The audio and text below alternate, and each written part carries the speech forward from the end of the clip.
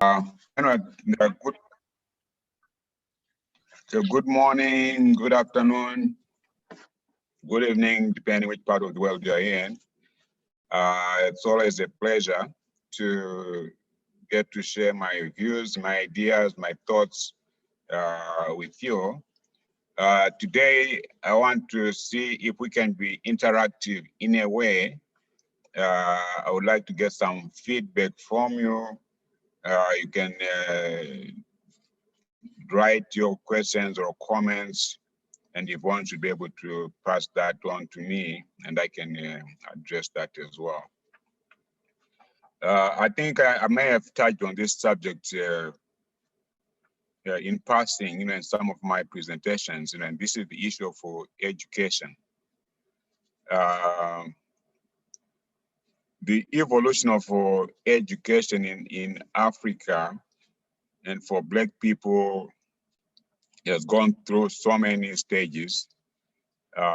Some that have been recognized and others have not, which have affected how we look at ourselves today and what we think our contribution to knowledge has been. If we assume that mankind originated from Africa, then it means everything else that followed must have originated from Africa. And when you go into history, you look at the pyramids in Egypt or in East Africa. They are not only confined to Egypt only, but you also have them, in other parts of East Africa. When you look at those structures, there are several mathematical complexes and theories that are involved. One, what is the significance of making a pyramid the way it was? It's a triangular structure, which means you can rotate it in many different ways and it still gives you stability. I'm putting it in that kind of a good manner. But somebody had to sit down and think, okay, why should this structure be triangular? Why didn't they make it oblong? Why didn't they make it a square? Why didn't they make it just like as a brick and so forth? Okay, and up to now, nobody can really say with certainty how long those pyramids are or how old those pyramids are. And they're not only confined, what we have in Egypt are the remnants of the superstructures that survived the test of time, from erosion, from all the different sources, forces of nature.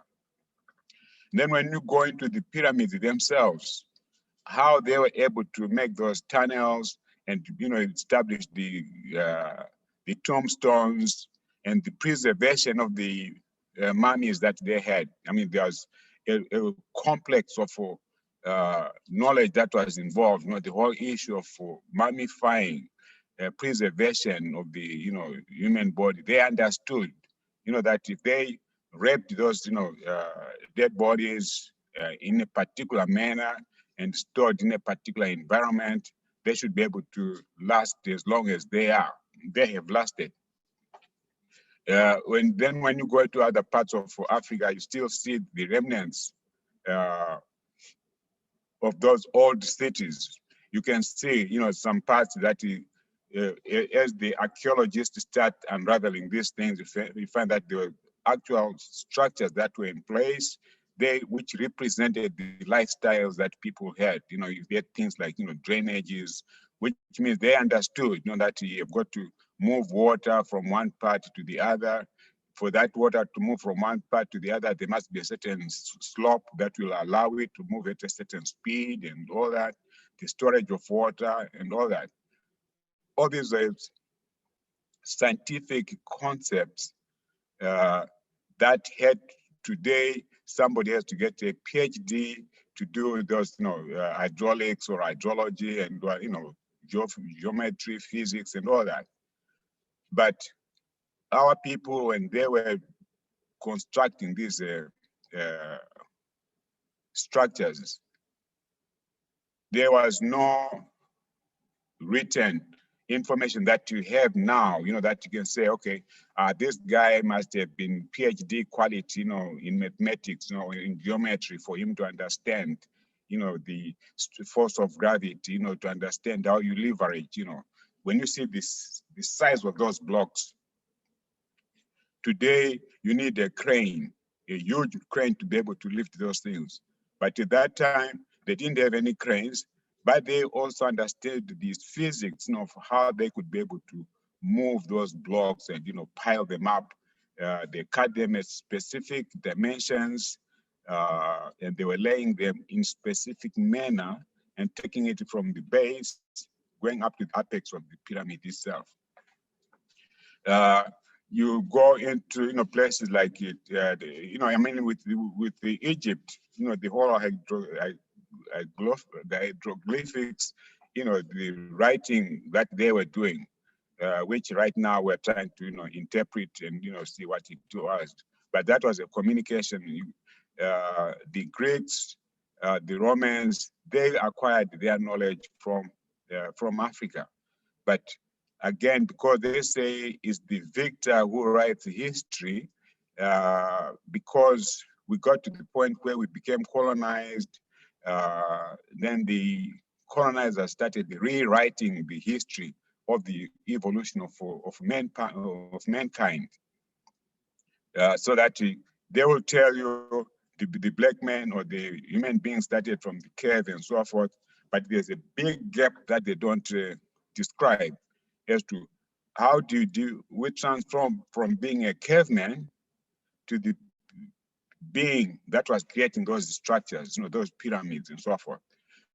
You go into West Africa, in Timbuktu, which was a center of learning. For the scholars who are into education, history, and so forth, you find that Timbuktu, as a center of learning, contributed a lot to what our education teaches today, the evolution of our education today. The other manifestations, you go to the south, what you call the Zimbabwe Ruins.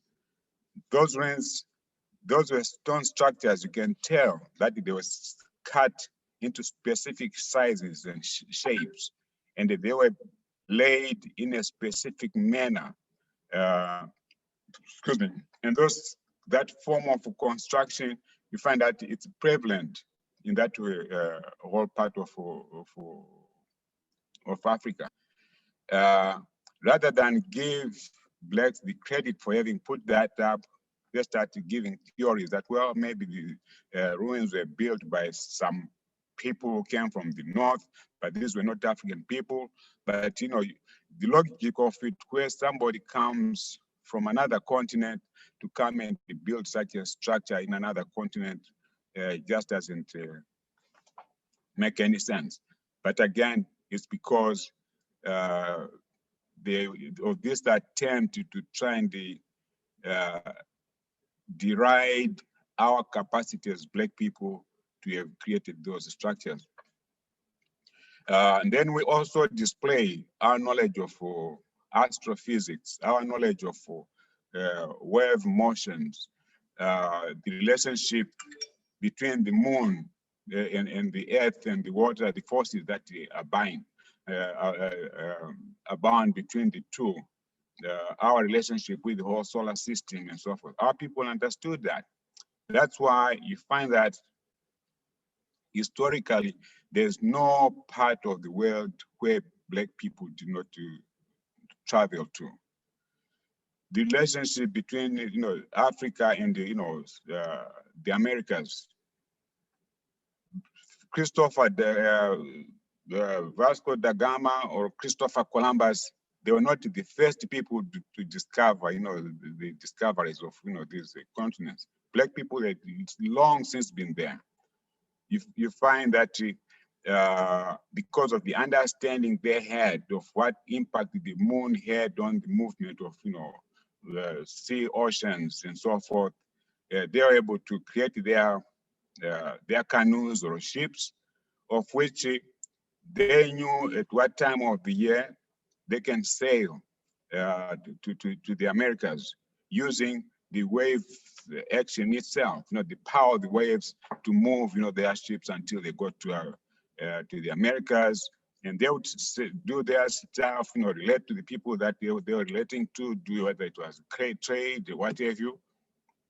After 3, 4 months, 6 months, they knew that, the moon would be such and such a time, the waves would be now moving back towards Africa, and that's when they would, also start moving back to Africa and so forth. So all these are displays of the level of knowledge that our people had. Right now, it's just that that knowledge is now being put into writing, and is now converted into textbooks, where we now have to start understanding the theory behind it, the mathematics behind it, and the logic behind it, and so forth. But we're often referred to as Africa, the dark continent, meaning that there was no knowledge, there was no civilization, we were uneducated, and so forth. And unfortunately, some of our people got to believe that. You find that today, if we hear a Chinese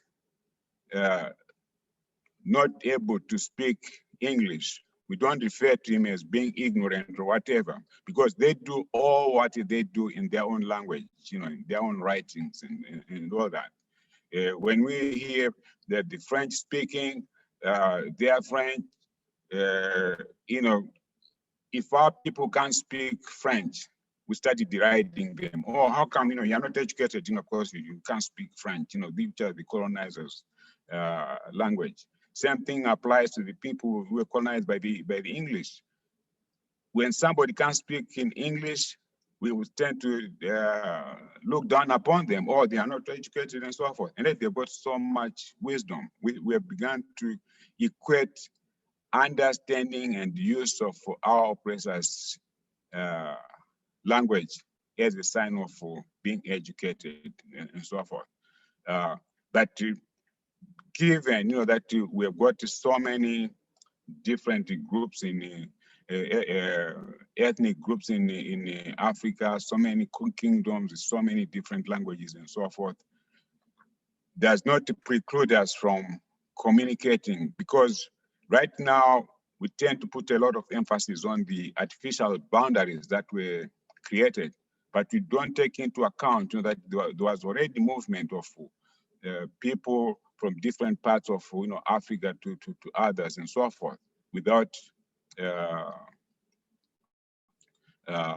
confines of the boundaries that we have today.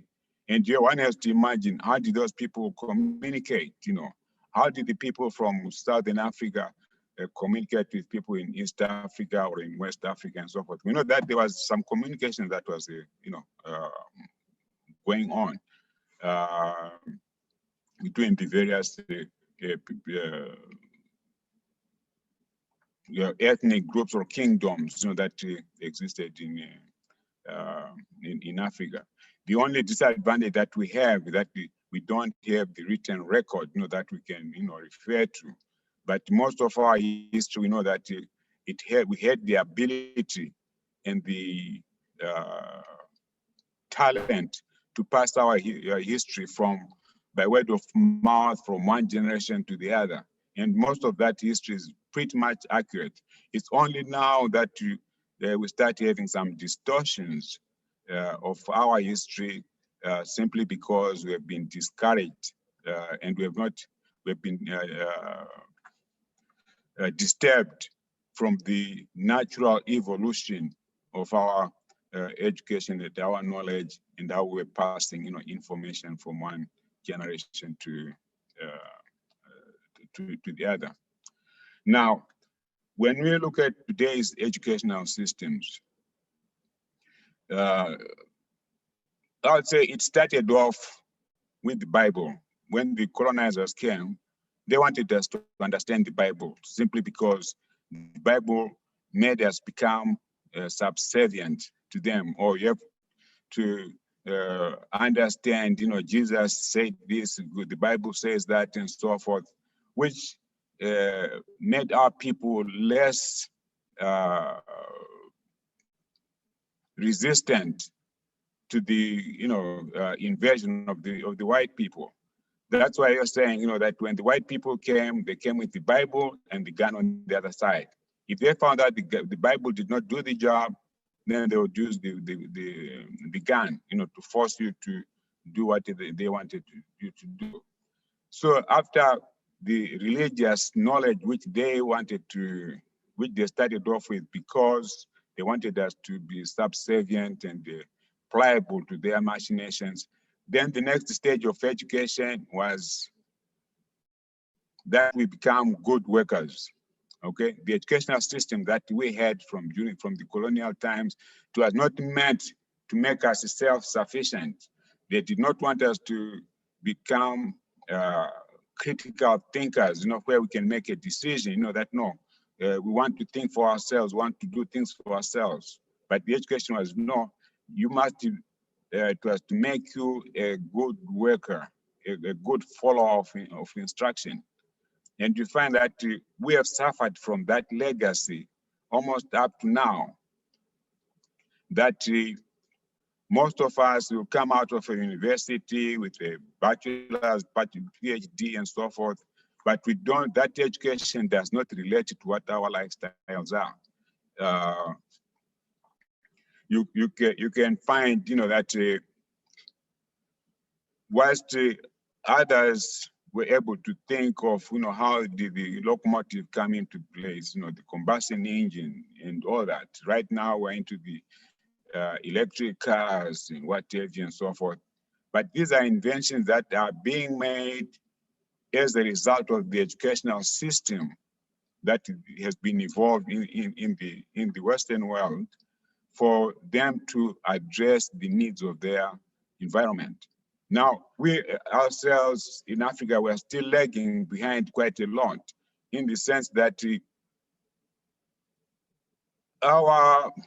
level number of patents of new inventions that we are making are very, very low compared to the size of our population.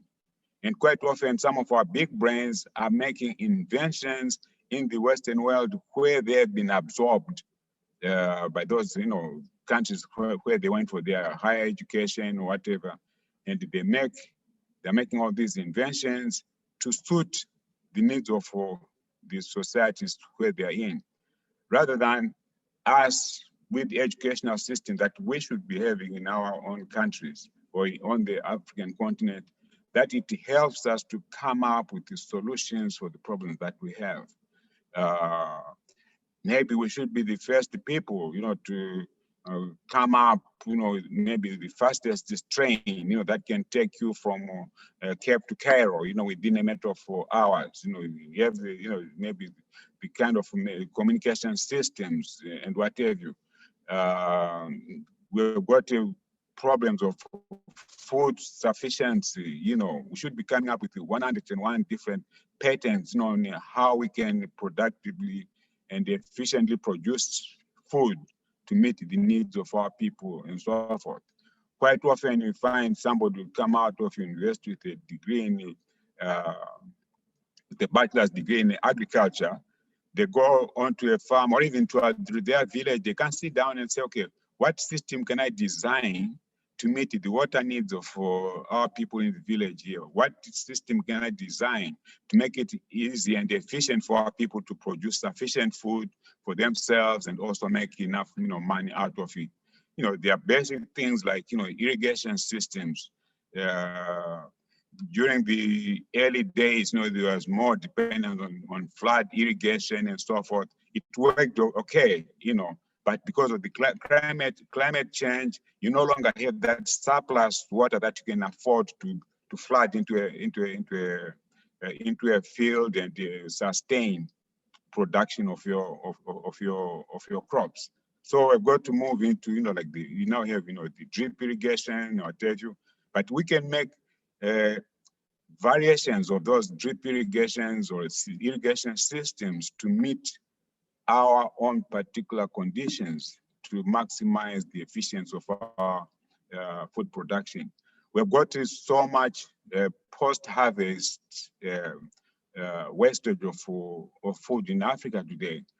farmers will produce stuff, but they can't dispose all of it.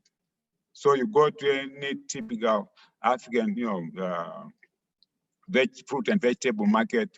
At the end of the day, there's so much wastage of food, vegetables and fruits and so forth, which goes to waste because they've got a short life and short shelf life, and we don't have a mechanism for taking that extra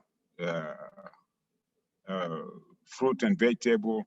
Maybe we could find a way of drying it so that we can utilize the test another time. We can put it into a cannery.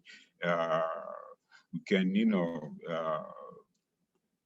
store it, freeze dry, and all that. I mean, these are all things that we should be able to be thinking of, to address the problems that we face. Today, in 2021, Africa should never be considered as a country that has got, as a continent that has got food insufficiency. The rest of, we're basically feeding the rest of the world. I mean, all the big countries are coming in, buying land from our people, and they produce stuff for their own countries, not for our own needs.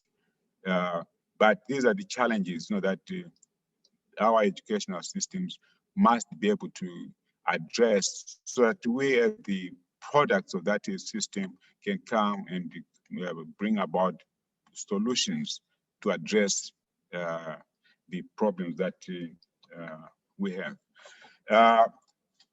This is a major topic.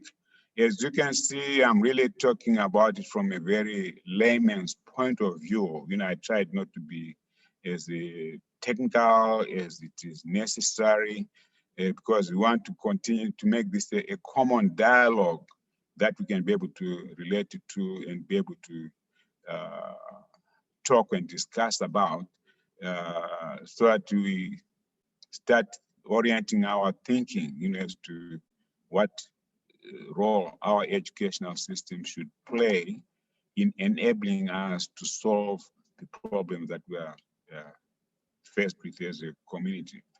At this stage, I'll stop. If you have any comments, I can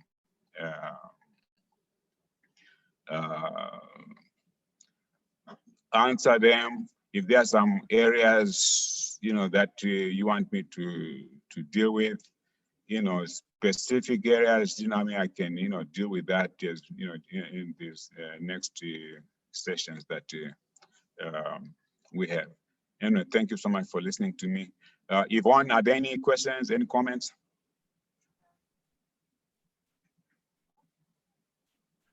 Yvonne? Yes, sir. Can you hear me? There is a question from Remy Masinde. He's from Kenya. Yes. He's asking, is it true the Bible had an impact of making African people subservient to the colonizers, but how are Africans themselves subservient in their own land after independence? And are we really free, or we are chained in a man-eat-man society? Well, we talk about what we say, decolonizing your mind, okay? What the Bible did was to colonize your mind, I would say the Bible softened your mind. The colonizer came and put his imprint to incapacitate you. So that even if you had the so-called independence, that just meant that the colonizer was going to ease the impact of the pain that you suffered as a colonized person. Okay, psychologically feel you are free, but also psychologically you are still very much tied up. So that the biggest challenge we had after independence, was to work on decolonizing our minds, so that we don't continue to think that the colonizer is the framework for the reference, for everything that that we do. So we have to start by decolonizing our minds. Independence, no independence, that's the thing that we have to overcome. Any other question?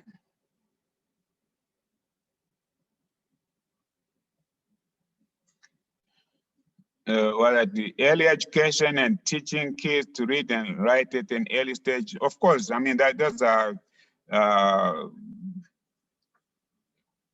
things that have not been proven, that early childhood, learning, children are more receptive to understanding concepts or understanding things at an early age, and as they move on, it becomes much easy for them.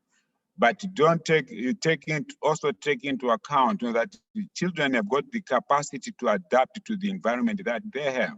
I mean, you've got any part of Africa where kids feel, well, they need to have a toy, something to distract themselves or something to play with. You find that they look at the local resources and start, creating toys out of nothing. Very few families, would spend hundreds and hundreds of dollars buying toys, from toy stores and this and that, in Africa. Kids learn to be resourceful and they come up with their own solutions. There's so many various, each African country you go to, you'll find that kids have come up with ways of creating their own toys and so forth. That's something that goes beyond somebody who has been taught how to read and write at an early age. It just confirms that if those same kids were then equipped with the knowledge for reading and so forth, that definitely tend them to be helpful. I mean, I grew up in a house where I didn't have electricity in our house. We didn't have running water and so forth. But when I went to university or even to high school, I had to learn physics. I had to learn electricity. I was learning, how electric lights work and so forth. But I did not have a frame of reference at my own home because I did not have those kinds of things. So you could find that it was quite a complex thing. You're learning of electricity, of light and so forth, but you don't have any frame of reference from the environment that you grew up with, where you say, okay, yeah, if I switch in this, the light comes up and so forth. But it was all theoretical that we had to learn in school. Any other comments? I got another 3 minutes to go. Any questions? Any more questions? Yes, Kaihura Albel is asking, but if a Bible was a tool, recognizes us, could we say that the writings of the Bible are false?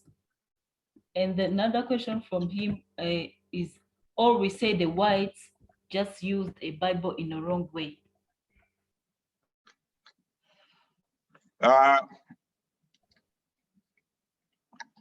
Well, the Bible reflects, a certain events, where, whoever wrote the Bible, they were coming up with a way in which, we relate to, trying to explain how mankind came into place, with the Adam and Eve, and, how, the prophets and all that. Okay, that was a way of defining a relationship, between mankind and God. And then as the Christianity came into being, again, you can see that there was even the distortion that Jesus was not a blue-eyed, blonde-haired, white person. Jesus was born in a place where people were dark-skinned, they had woolly hair and all that. But because white people did not want to come and show that Jesus looked like me and you, then that would not have made any sense. They had to mystify everything that, okay, everything that is good. Jesus is a holy person, he's white and so forth. All the angels are white. But, you could not have somebody coming into an area of dark people that's just him, come out, being white and blue-eyed and blonde-haired and so forth, and all the angels being white and so forth. It's how they wanted to interpret the Bible to suit their desire to subjugate us. Okay, if they're to honestly say no, Jesus was a dark person, was not a white person, then that would have defeated the whole thing. It's like, okay, you're now going to be worshiping a black man, and you can understand, what effect it would have on their psychology there. Okay, anything else? I think we're almost done. Yes, we are done. Thank you so much for your time. The other questions will be answered the next call. Thank you so much. Okay. Yeah, okay. You can send me the questions as well on my inbox, and I can think about that. Maybe I would have another 2 or 3 sessions on education where I start getting to more specific areas of how our education today can relate to the situation that we face as Black people. Okay. Yeah, thank you so much, sir, for your time. Okay. All right. Yes. Up next, we have Nana Akua. Can you hear us? Yeah. Yes. Good afternoon. Good morning. Good afternoon. Yes, depending on where we are. Yes. How you doing, Yvonne? I'm Thank doing you. fine. Great. I want to share my screen, please.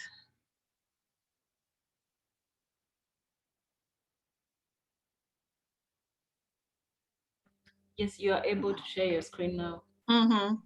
I see.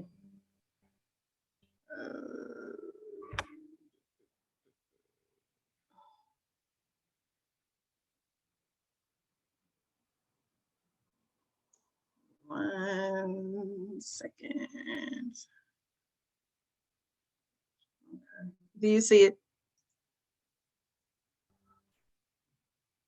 Okay. Can we see the cleansing and detox slide? No, we can see like the documents, the whole documents. Oh, why? Why? Oh, okay. Nope, I see. Now? Yes, we can see it. Okay, great. All right. So greetings, everyone. Thanks for joining us again today. Thank you all who have your cameras on. I'm happy to see your beautiful Black faces.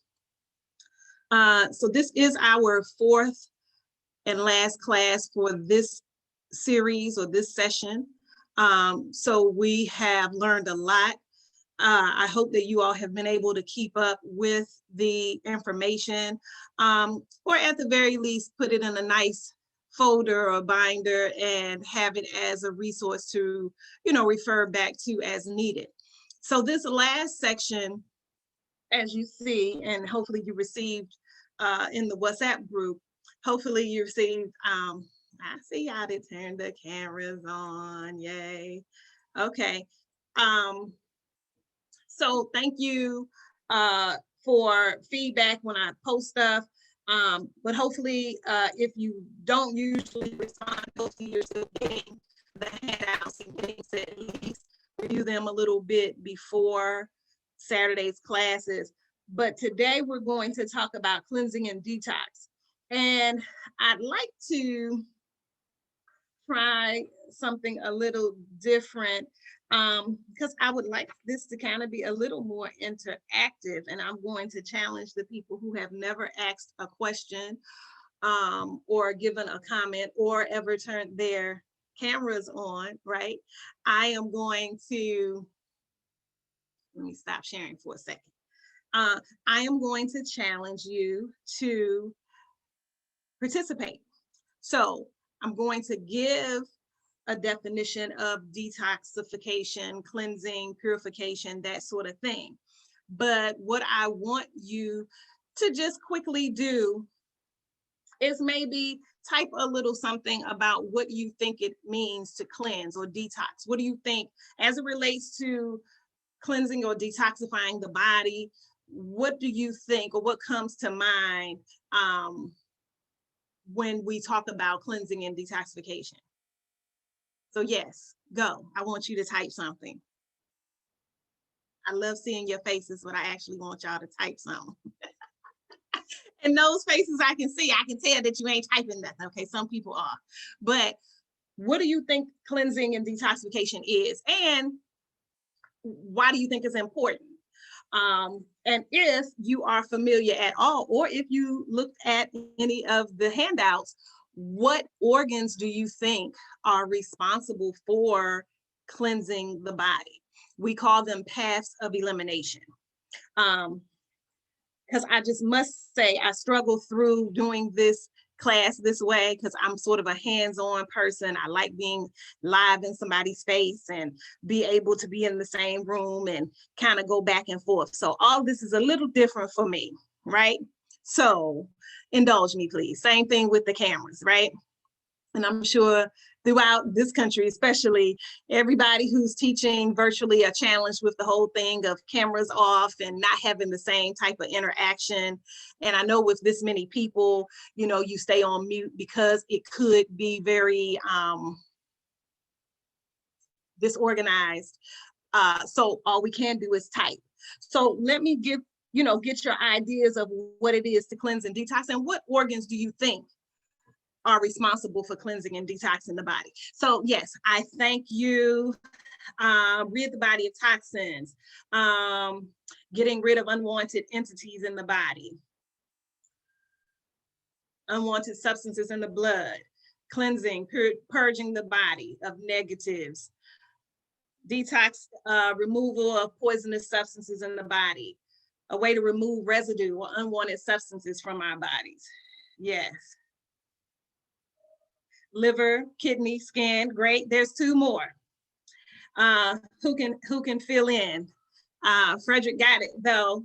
You got 3 of the 5. Liver and gallbladder.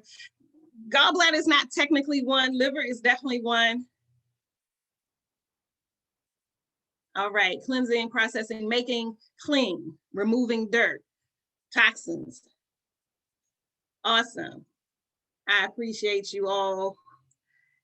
That's in germs with anti-killers, or okay, great.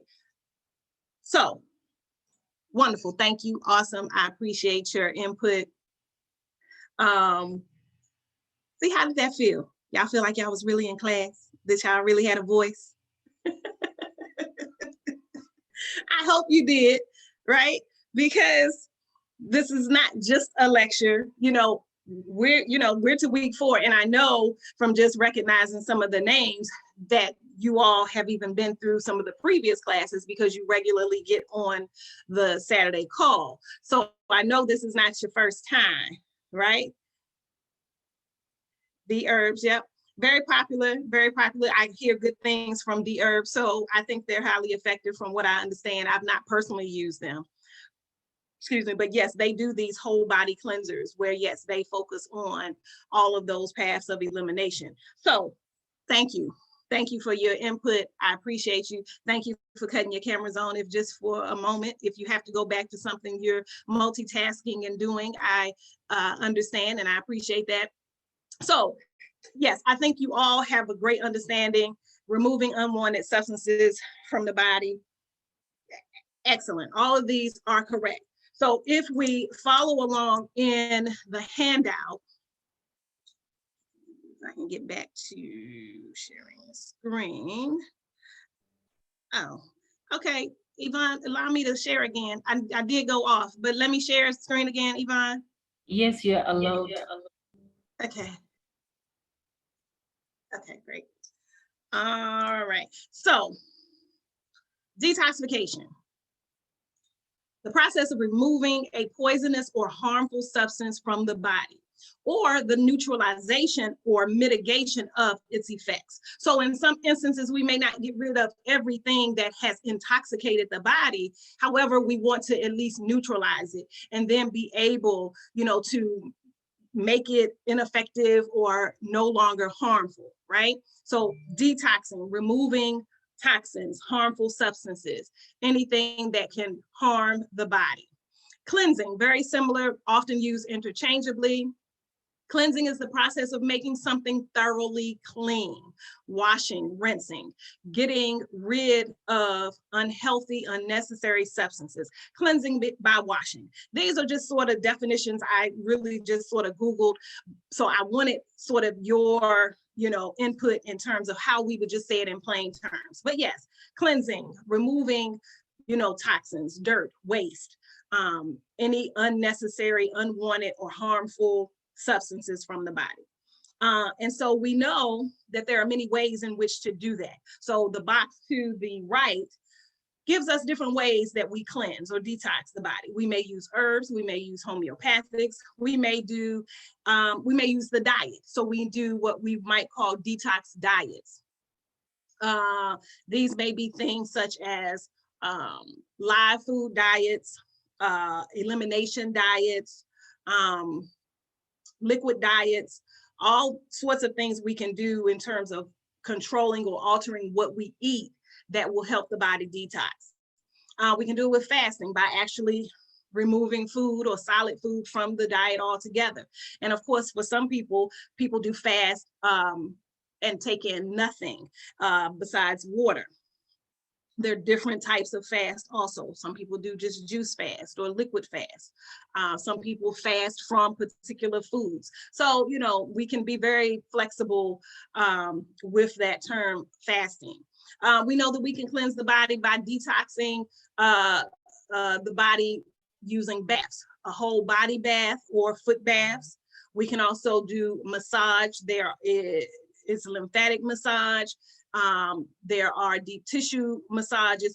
All these things can be used to detox or at least move around. So here we get into that whole neutralization or mitigation of the effects of toxins, right? So massage wouldn't actually be removing substances, but it would break up toxins or blockages that toxins can cause, right?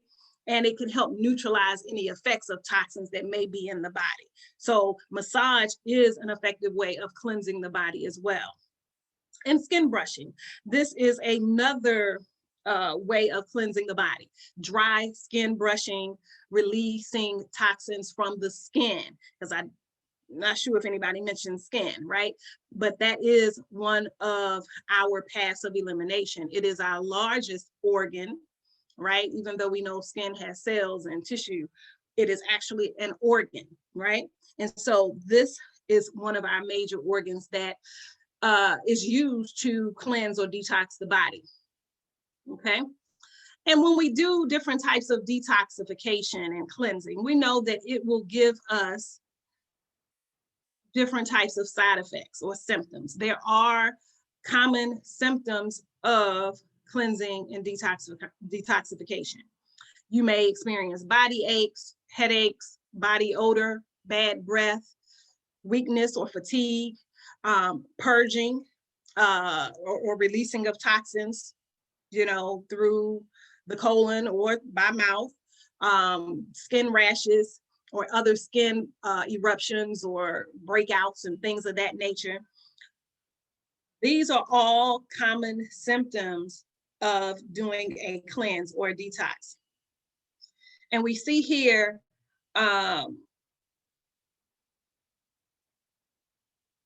the paths of elimination. So we mentioned, I think, liver, kidneys, maybe skin were mentioned earlier, but of course, colon and lungs. Those I'm not sure, I don't think anyone listed as a path, but these are our paths of elimination. These organs are responsible for filtering out toxins from the body.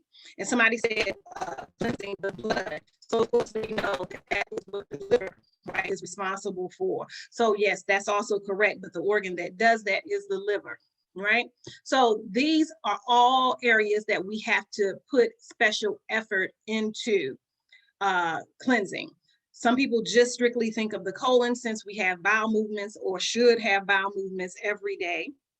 But all of these other organs are very important as well. So we have to put effort into cleansing these organs as well, because if any of these are overworked or over intoxified or intoxicated, I should say, then it will put stress on any of the others, okay?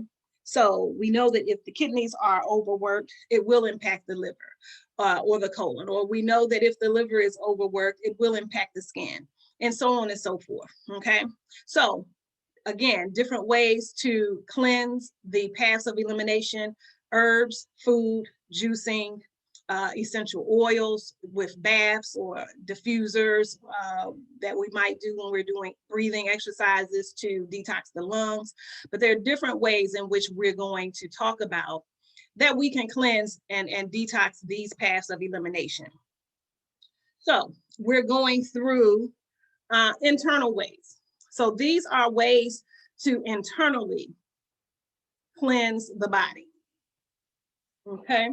And so, of course, in this regard, you know that we're talking about the kidneys and the liver and the colon, right? Could definitely be talking about the skin and lungs too, but we'll talk about some other methods to detox those in a moment. So if we were talking about different herbs in which to cleanse our body, let's go to some specifically talking about some of our paths of elimination. So if, for example, we were talking about cleansing or flushing the kidneys, right? We know that parsley and ginger root, along with others, there are many. Kidney cleansing herbs may be things like juniper berry or buchu or uva ursi, celery seed, parsley seed, or the actual fresh parsley itself, ginger root. And so this recipe here is a smoothie recipe, which will allow you to incorporate celery, cucumber, let's talk about foods. I talked about herbs that cleanse the kidneys. We know that diuretic types of foods, or foods that help release water or fluids from the body, are things like cucumber, celery, watermelon. These are things that are excellent for, or foods that are excellent for flushing the body or flushing the kidneys. So this little recipe here gives you a pineapple cleansing smoothie, right? Celery, cucumber, pineapple, lemon, parsley, ginger, and coconut water, okay? And then when we're talking about herbs, turmeric is a very popular one. So it's good for the liver, but also the kidneys. But we know that the turmeric tea is good for detoxifying the body. It boosts immunity. It protects the liver tissue, cleanses and purifies the blood, eases symptoms of coughs and colds, improves circulation, and improves skin, and prevents internal blood clotting. We also know that turmeric is good for inflammation. It's excellent when used along with ginger. You'll find ginger and turmeric supplements a lot, but they're also great for inflammation, in addition to all the other things that are listed here. Here is another recipe for a kidney cleanser. Again, parsley is used, celery, cucumber is used, and lemon. I think I'm always used to saying lemon. Lime as opposed to lemon. I think lime is more alkaline, or it is more alkaline than lemon, but you can definitely interchange the two. So again, we're talking about herbs that are used for internal cleansing. So let's talk about cleansing the colon. These are some herbs, and it mentions some foods here as well, but some colon cleansing herbs: aloe vera, peppermint, cascara sagrada, fennel seeds, chickweed, alfalfa. Then some foods like flax seeds, spirulina, wheatgrass, mango, yogurts with live active cultures. Those are the probiotic yogurts. Fermented foods like kefir, And then organic fruits, things that are high fiber fruits, like they have natural pectin in it, right? These are fruits like apples and grapes and pears and plums and things of that nature. All of these are good colon cleansing herbs and foods, okay? So herbal ways of cleansing the body. If we were talking about the lungs, there are also herbs that are good for the lungs. So you may use certain herbs like horehound or mullein, for example, for the lungs. If we were talking about the liver, in addition to turmeric, there are many good liver cleansing herbs. Dandelion, milk thistle, yellow dock, among others. Those are the three that kind of come to mind right this second. But there are always many different herbs. And if we're talking about the skin, the same herbs that will heal the liver because they purify the blood will also heal the skin. So let's put liver and skin together. So we've covered two of the paths of elimination there, right? And then here, what I have up on the screen now is just a 3-day, and definitely I cannot see it without my glasses. But it also could not be, it also might be a not so great copy either. But this is an example of a 3-day liver cleanse. So it gives you an idea of what to do upon rising.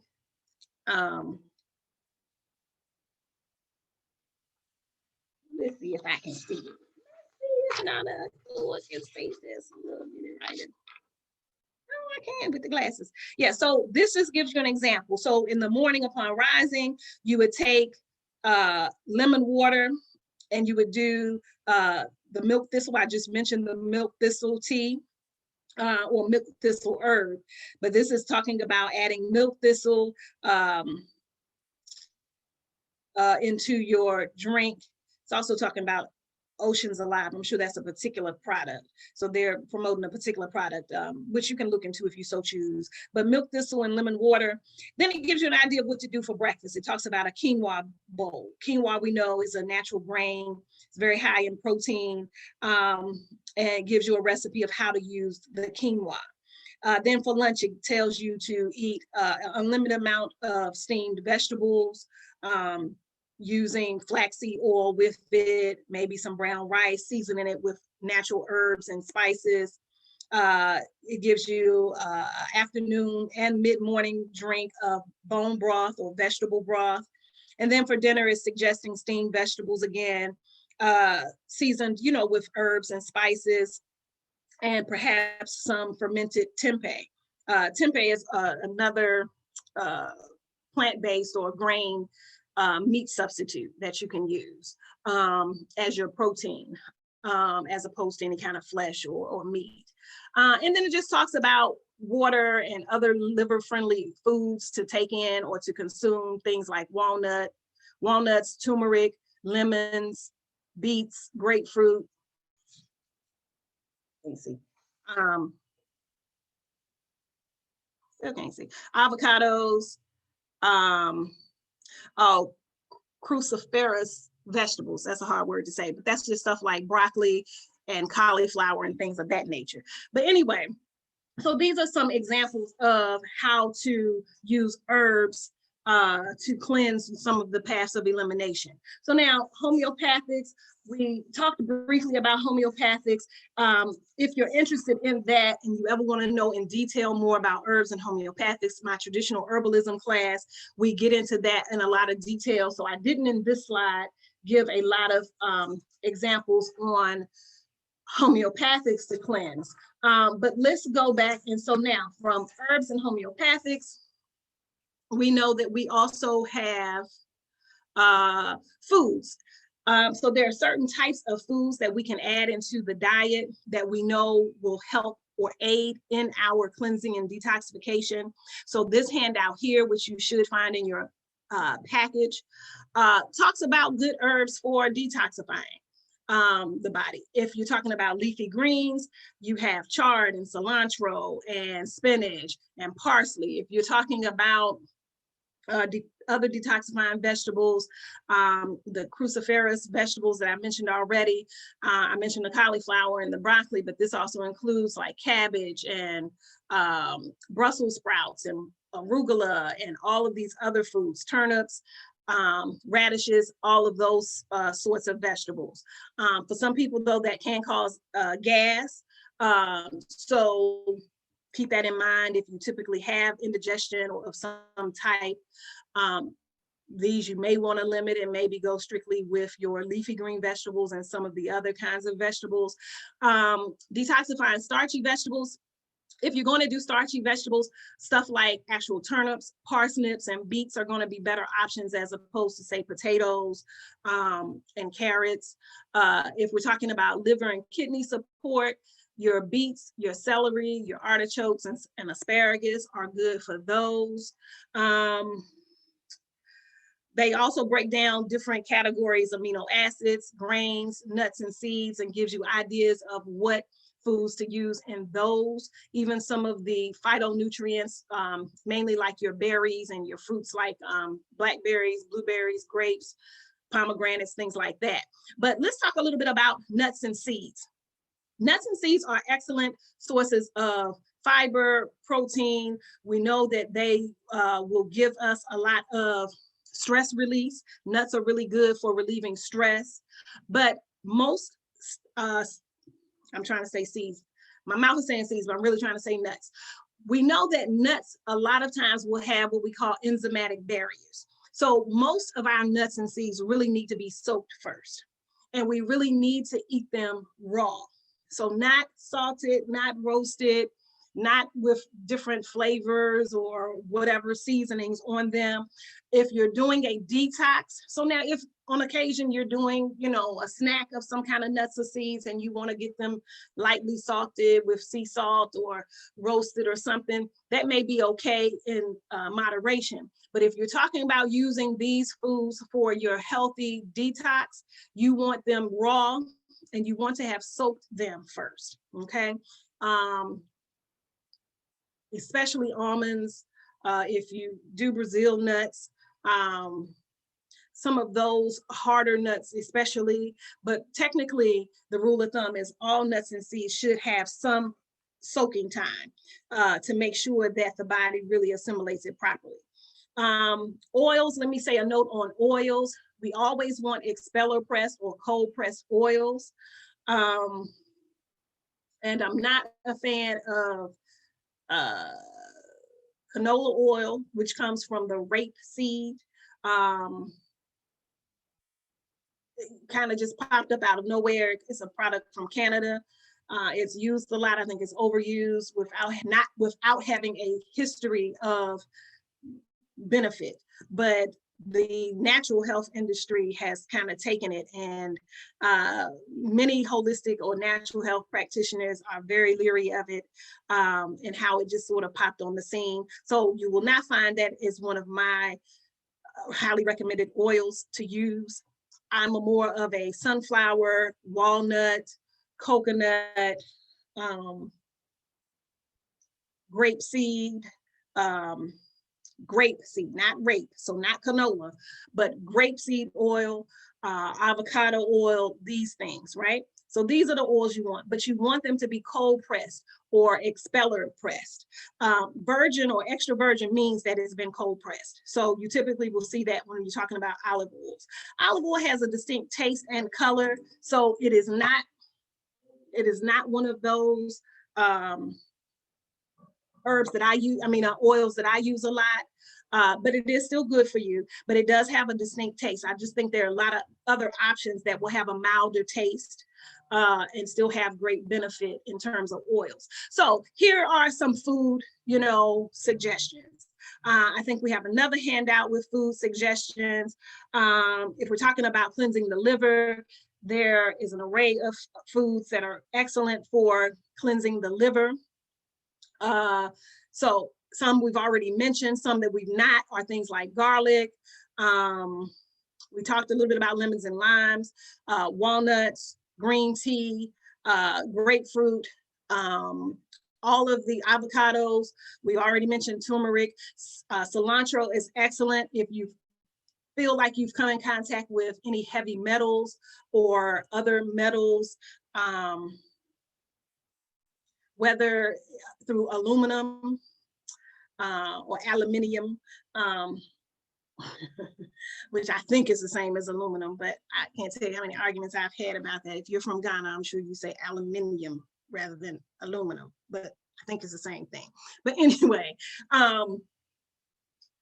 anything that has these heavy metals really are not designed, even in newspaper print, even in some makeups, even in, you know, the deep sea fishing, fish with mercury exposure. The mercury amalgams that are in a lot of our mouths from the fillings, those things that look like silver, usually have mercury in them. So there are a lot of ways that we come in contact, even in inoculations or vaccines. You'll usually find mercury and other, or lead or other metals in them. So we come in contact with heavy metals a lot.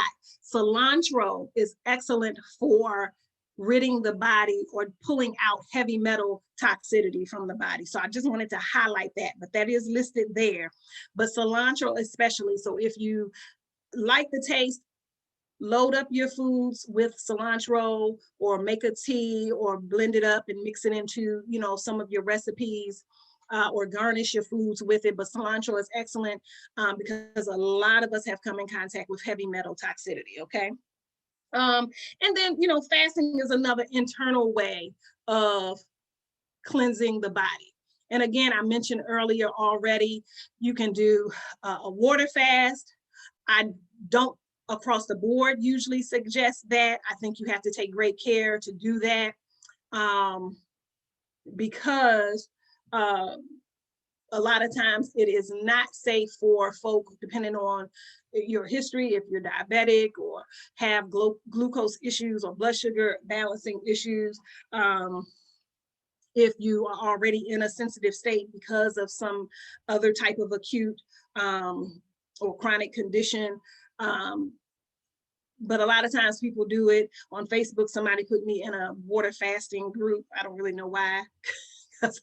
I've never done all water fast. I'm more of the proponent of juice fasting. So doing with a juicer, and I'm not so much into these smoothies where you just throw everything in a blender and don't regard what you're mixing together. I'm more so of using a juicer, mixing just fruits together or mixing just vegetables together and doing juice fast that way and consuming juice meals throughout your day. Of course, variations of that is adding smoothies, you know, to your liquid fast, along with your fresh juices and along with your herbal teas and along with your water. So fasting is an excellent way to do. There's a book by Elson Haas, Haas. He's a medical doctor who wrote a book called The Detox Diet, and probably some others as well. But that particular book gives you good times of the year in which to fast. So he'll give you sort of a pre-spring, a mid-spring, and a late spring time that's good to fast, and so on with each season.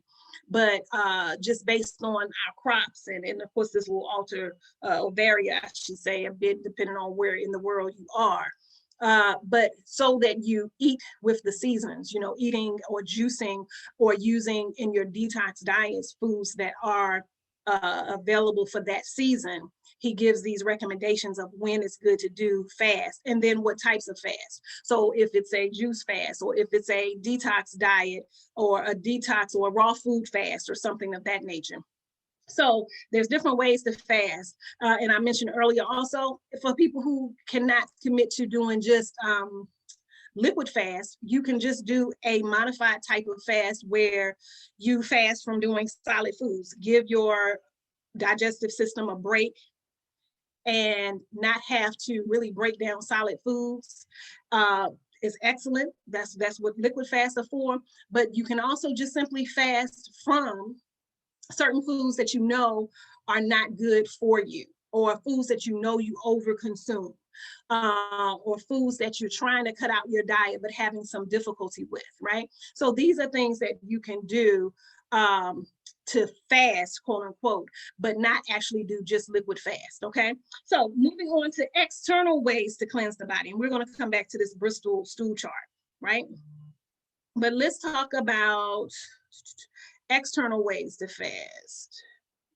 I think I skipped past that. Okay, so external ways to detox. So we know that we can do baths. We can add sea salts or Epsom salts to our baths. We can add essential oils along with that in the bath. We can actually add herbs to the bath.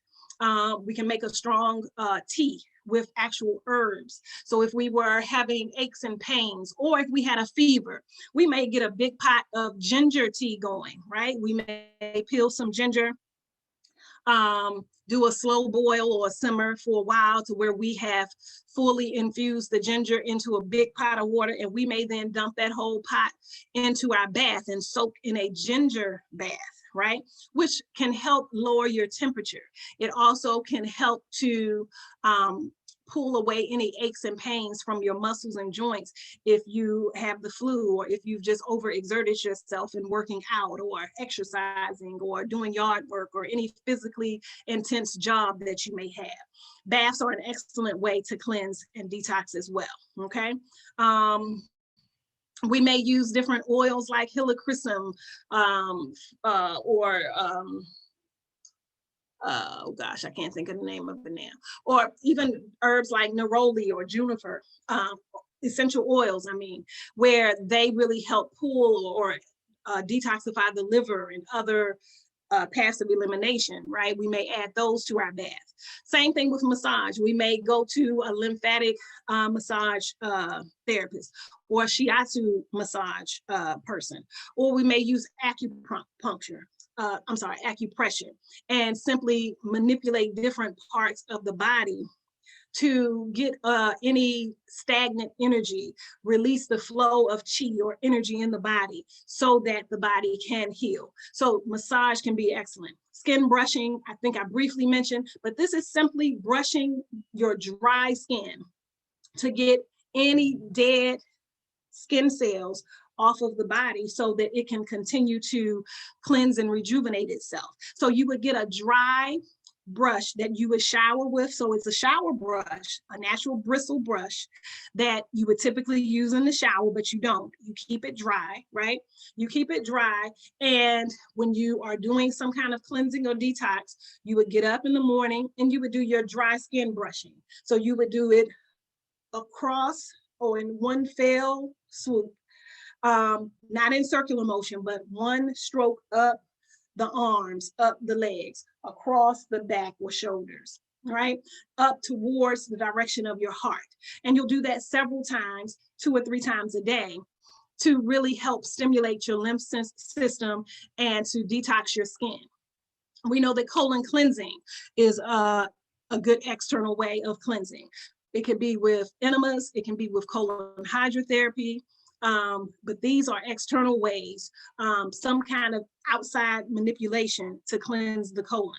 And sometimes we need that when we know that we are not regular with our bowel movements, when we know that we've tried different internal herbs and maybe that has not gotten us at least 1 to 2 bowel movements a day, then we may try something like an enema. And we want to do not the disposable enemas that you find in the drugstore. You want to use herbs like catnip tea or red raspberry tea. These are known to be good herbs that help cleanse and gently wash away debris and toxins from the colon. And then we have foot detox baths. So there are different ways to detox through the feet. You may do an ionic foot detox. There's a device that ionizes the water, right? Gives charge to the water and helps to stimulate detoxification through the feet. Then you can do any combination of baths like we talked about earlier with regular full body baths. So you may do Epsom salts, you may do herbs, you may do essential oils, but just doing it in a foot bath. So all of these are ways in which to externally detox the body, okay? So we have, let's see, maybe about 20 more minutes. So let me see if we have any questions, and then we're gonna talk a little bit about our bowel movement, what our stool should look like. And this may be a shock to some people. However, you should always take a look at your feces, and or at the very least take note of how it is being released out of your body, okay? Because you have to know what your bowel movement is looking like. What is the consistency? What is, how much pressure or force does it take for it to leave your body? These all give indication of your overall well-being. And so you have to take note of these things. So let me stop the share for a minute and read off to the side here a little easier. All right, Tanzania, I see Tanzania.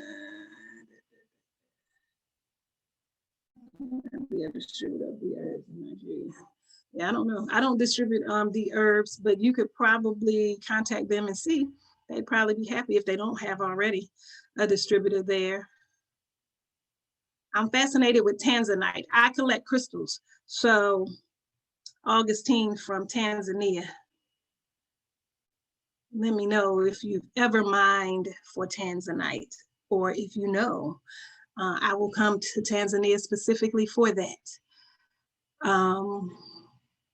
Enlarge your phone screens. Oh, somebody's answering that person. Yeah, I can email you the document. You'll have to send me an email first, and I'll send you I'll put my email in the post. And, yeah.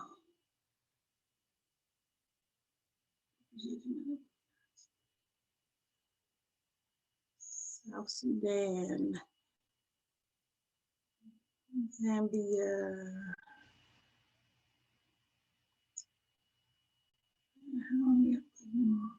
Make themselves.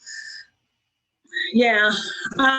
So as I often speak, and I don't know, Kareem, if you, oh, I'm sorry, it was a private message. Well, so someone's asking about how to really help people use the herbs, local herbs. And if you've been on the call before, you know that I'm an advocate of utilizing traditional healers. That's just the best answer I have for you in terms of not being able to get access to some of the herbs that maybe I mentioned here, and finding out what local herbs you have that do some of these same things that we're, asking, or that we're talking about. A local traditional healer or a local herbalist that, knows all of what is in your area, that's the best person to go to for those types of things. So that's the best answer I have for you in that regard. And I kind of mentioned it earlier, it wasn't really by design, and now here it comes to mind again, so I'm going to mention it. And if you do have an interest in herbs, much more detail than what we have time to go through here in this setting, is I teach a traditional herbalism class. So my ministry sponsors a whole series. It's a 3-part course. So we talk about herbs throughout the planet, South America, West and South Africa, and those of you from other areas outside of that. I know we have some East African people here. I'm definitely open to expanding that. It's just finding the materials. A lot of stuff is not always written down to the point where we can teach it and access it. But we talk about herbs from North America or Native American herbs, Chinese herbs, herbs from India, or what we call Ayurvedic herbs. And we talk about what the properties of herbs are, why herbs work in the way that they do. What is it that makes an herb do 10 different things in a body? right? We talk about how to put them together, making different herbal combinations and things of that nature. We talk about homeopathics. We talk about essential oils in detail. We talk about the flower essences that we talked about last week in detail. And so many other things that's crucial, I think, to really understanding what herbs are, how they work, why they do what they do, how to use them, along with other natural healing substances that, you know, are available, thank God, on the earth. So if that's something you're interested in, definitely you can contact me directly. It is separate from this course here, but the goal here is to at least get you familiar with all of these things in some amount, so that you're familiar, so that you have a working knowledge of it, and so that you can utilize it. So maybe not in depth, you know, but you will know. And it's like, oh, I've heard of that. Okay, I have some information on that. And that's why I've had to change it a couple of times, but that's why I've gone through great effort to put together these handouts so that you can have your reference. But just know it's so much more to learn, and there's so much to all of this. I've been doing this since 1997. So it's something that I've spent many years studying. And so, you know, I'm glad that you're here and that you're getting this information. But if you want more, know that there's definitely more that can be. If you can allow me to share the screen again, Yvonne, I did go out. But there's so much more to learn. And so if you're interested, you can always contact me and get more information. So I listed my email. Be sure to email me. I see some people are putting their emails there now. I won't be able to go through and get it to you. Email me requesting the packets and I'll be happy to send it to you. So back to the Bristol stool chart. So this just came out of a book that talked about colon health, and it just gives you a really good reference as to what your bowel or your fecal matter or your feces should look like. So we know that anywhere really, and I would really say, as long as you're not in type 1 or 7 at different points in times, depending on what you've eaten, you still may be okay. But we know that ideally you want to be somewhere at 3, 4, or 5. Okay. And so study this, pay attention, take a quick peek, you know, if you're able to, before you wipe yourself, but get a good understanding of what your bowel movements are looking like, because you really need to take note of that. Because if you're dehydrated and you don't have enough moisture in your diet, you'll definitely get constipation and you'll get what looks like type 1.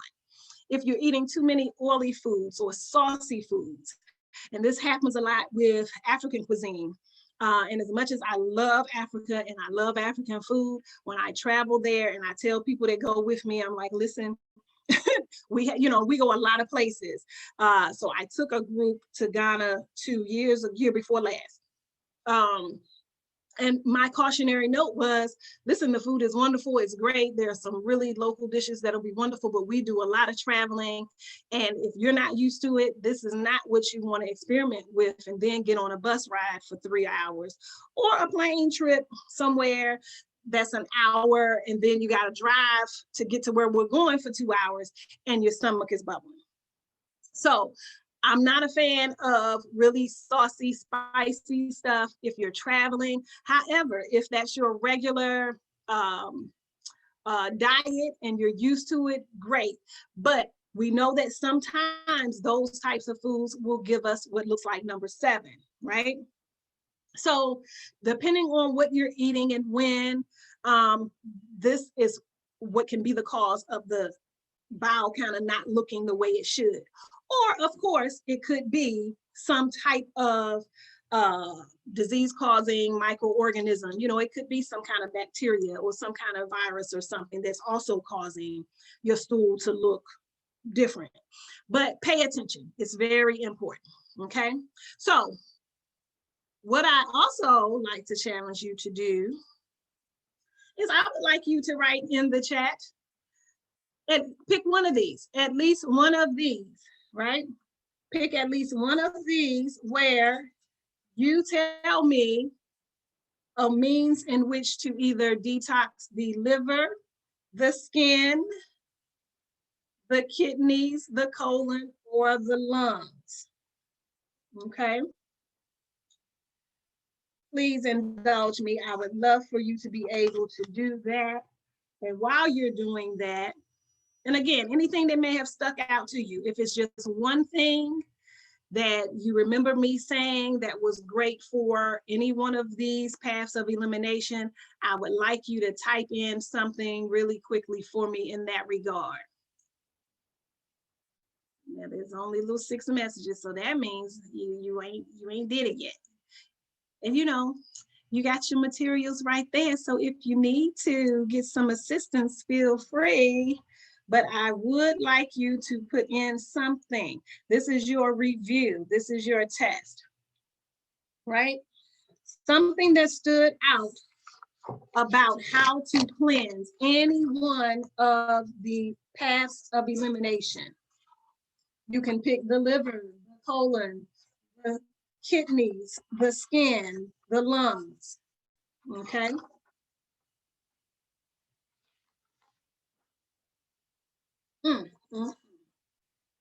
Y'all feeling a little unmotivated because I ain't but one other person type nothing. Okay. Y'all not cooperating with me today. I appreciate K Dave Dove. I don't know. But yes, dandelion is for liver. Excellent. Raspberry or red raspberry, great, because that's something you can use as an enema to cleanse the colon. Thank you, Tanya. Manic depression. Well, I'm just seeing this, Suleiman. You know, the manic part is means that it's an extreme part. You know, so mild depression for sure. There's been a heavy usage of different sedative or nervine herbs for depression. Whether it will work well with someone with manic depression, I don't know. But what I will say, traditionally, there are different herbs like St. John's wort, for example, that's been highly used for depression. There are others like kava. Kava is more so for anxiety, but can also be good for depression. Skullcap, lemon balm, a lot of the herbs that we talked about last week when we talked about calming herbs, passion flower, hops, skullcap, valerian. These are all herbs for that. So, you know, try that. But again, it depends on how severe it is and to what you state. But if it's manic depression, that might be a challenge, and some other things have to be employed, you know, in addition to herbs. It might be homeopathics, it may be fasting, it may be changing of the diet. So it could be a number of things. Turmeric for inflammation. Thank you, Frederick. Yes, okay, yep. Yeah, so she typed out what I just said. Thank you. And so yeah, so is smoking marijuana good? I don't know. I don't have no marijuana fields nowhere. I don't own a dispensary, because that's what it's becoming these days, is big money. So I don't really, you know, advocate for or against. If you're doing it leisurely, definitely that's not my thing. I do personally know that using marijuana for medical uses and for physical and mental or emotional health has been highly used and highly effective for a lot of people. So yeah, that might be a good option depending on your situation. I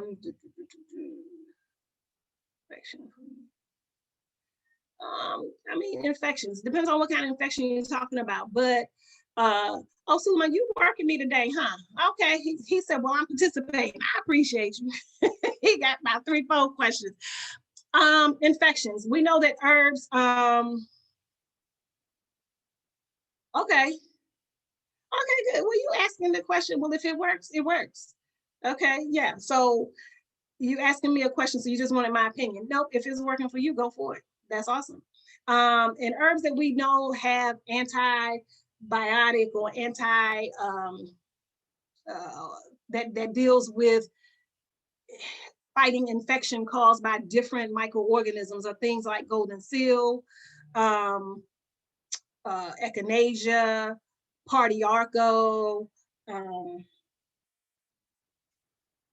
and I'm going blank, but there's many. Depends on what type of infection you're talking about. And then colloidal silver. And actually, I will send to the WhatsApp group a handout on colloidal silver. But colloidal silver is also excellent for fighting off infection and boosting immunity and things of that nature, okay? All right, so, okay, a few people indulged me with my question. I appreciate you. I hope the rest of you were still retaining the information and getting, you know, the different ways in which to cleanse the paths of elimination. The last thing I want to talk about, I gave a handout on hypertension and about diabetes. The hypertension one, you know, what I really wanted to focus on with that is know how to read the chart or know what it means, what the diastolic and systolic numbers mean. What is the normal range? And I just thought that that handout gave good information as to how and when or why your primary care physician may put you on medication, and just so you're the informed patient, so that you'll know maybe when or what you would have to do to get to the point where you could then ask to be taken off of your high blood pressure medications. You can then have an informed discussion on, okay, do I need this water pill one, or can I do natural diuretics, or, you know, at what point can it be lowered and I be weaned off? But the other thing that I will go over is this handout on the glycemic index. So, you know, in terms of other information on diabetes, I liked this reference I found from this Death to Diabetes website. Feel free to look further into that and what they talk about in that regard. But diet ends up being a major key with your regulation of your blood sugar, your glucose. So this glycemic index, I think everyone should be familiar with. This is basically a list of foods that's been given a value of how quickly a particular food will raise your blood sugar. So they do it in comparison to how much glucose is needed to kind of bring back into balance your blood sugar, right? And so it assigned it a number. And so this number chart is something you should have or keep handy so that you'll know which foods contain low, moderate, and high glycemic index numbers. So certain foods we know, like your root vegetables, are always going to be what we call high, and anything over 70 is high glycemic, right? So your potatoes and carrots and beets and things of that nature, your root vegetables, they're always going to be high. So you can pick the ones that are kind of right around 70, but usually these are things, especially if you have a blood sugar issue, that you're really going to either want to eliminate or strictly do in moderation. We know that certain sweeter fruits, your pineapple, your mango, and things of that nature, we know are usually going to be higher, even watermelon. So these are things you would do in moderation. You want more fibrous fruits like your apples and grapefruit and pears and plums and things like that. But it also even gives you some examples of some prepackaged foods and cereals and things like that, so that you have an idea of what their glycemic number is. And again, you want to stay under 70 or below. If it's anything that's 80, 100 or more, these are foods that you definitely want to avoid, okay? So that I wanted you to just have as a reference.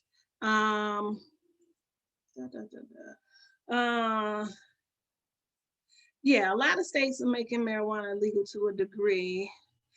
Yeah, and they're regulating it, and these folk getting rich with these dispensaries, but it's such a task to get into it, and to legally sell it and stuff like that. Chances of survival. It's a great survival chance of diabetes, but you would really start to modify your diet, incorporate some fasting, eliminating certain foods. You probably shouldn't. I think you become most effective at managing diabetes by really eliminating meats for the most part, maybe sticking with seafood and vegetables and low glycemic foods. Yeah, it's definitely cost prohibitive. Absolutely.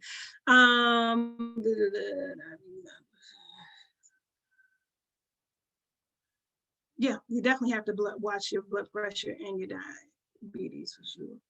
Okay, so I think I got to most of the questions. I'm going to send the handout on the WhatsApp group on colloidal silver, which is a good immune booster and fights off disease.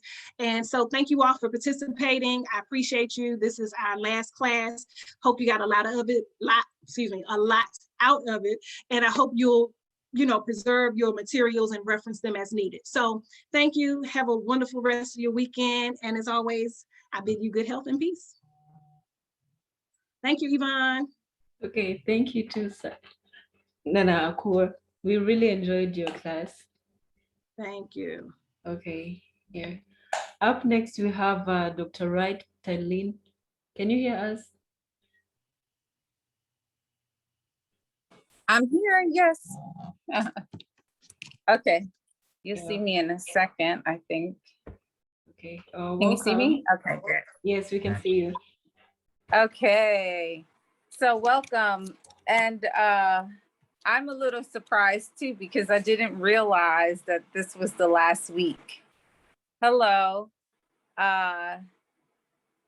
So I'm going to try to, along with this week's reading, do what I had planned and then just kind of crash course the remainder, which is related, of course, in general to our subject. So just to jump right in, this week, you got the evidentiary chapters of the book that the only book we're using, but the readings come from many books, right? So we did several chapters from the Booker T. Washington in Africa book. And the point of that all in terms of the Liberian crisis, the African exclusion measure, and one other case I'm going to mention just because I need you to understand the contrast in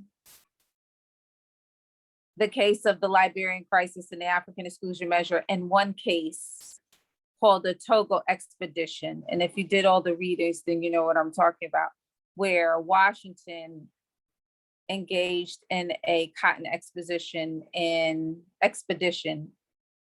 Togo. And I'm going to talk about what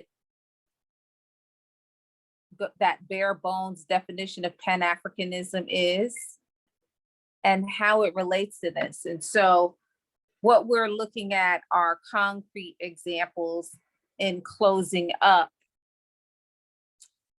to give us an understanding of what a concrete, substantial, policy-oriented gains could be for African people. So I'm going to share the chapter so you're not so, those of you who don't have the chapters from WhatsApp, I'm going to share some things in the chapters by sharing the screen. But for the most part, I'm just going to hit on those major points. Starting with the Togo. In chapter 4, Booker T. Washington in Africa, I talk about Washington's interactions. So if you remember where we left off last week, we were talking about the dialectical relationship between African people, and I gave concrete examples, and they were actually in chapter 4, of various African nationalists who were in the United States, traveled to Tuskegee, met Washington. Some were people who knew him through others, right? And when I say African nationalists, I can even include Garvey in that, because Garvey would ultimately express himself as a Pan-Africanist and African nationalist. And so he too was writing Washington. And so we talked about the dialectical relationship between African people globally. Duse Muhammad Ali in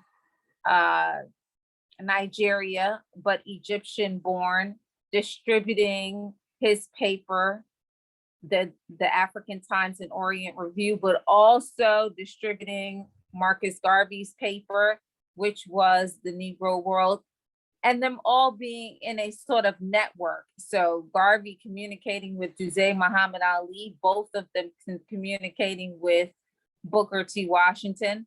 So this coalescing and strategizing around the African condition globally, where it has been faced by white supremacy and culture in the form of colonialism and imperialism, right? So we've always been coalescing. So that's where we left off last week. But now we're looking at the evidentiary chapters. And one last thing on what we were discussing last week, which was that the relationship between Washington, if we were using him as an example, and always remember, I'm only using him as an example, not necessarily, an ode to him, but more or less we're looking at the behavior and the interaction, right? In terms of African people around this issue of oppression. So that's more the reason why we're looking at Washington and looking at his relationship with others. So that being said, he is having relationships that are also beneficial to him in raising his consciousness and understanding of the condition of African people, right? And that's why we look at those relationships, because we know that they're dialectical, right? So now this week we get into the concrete examples of how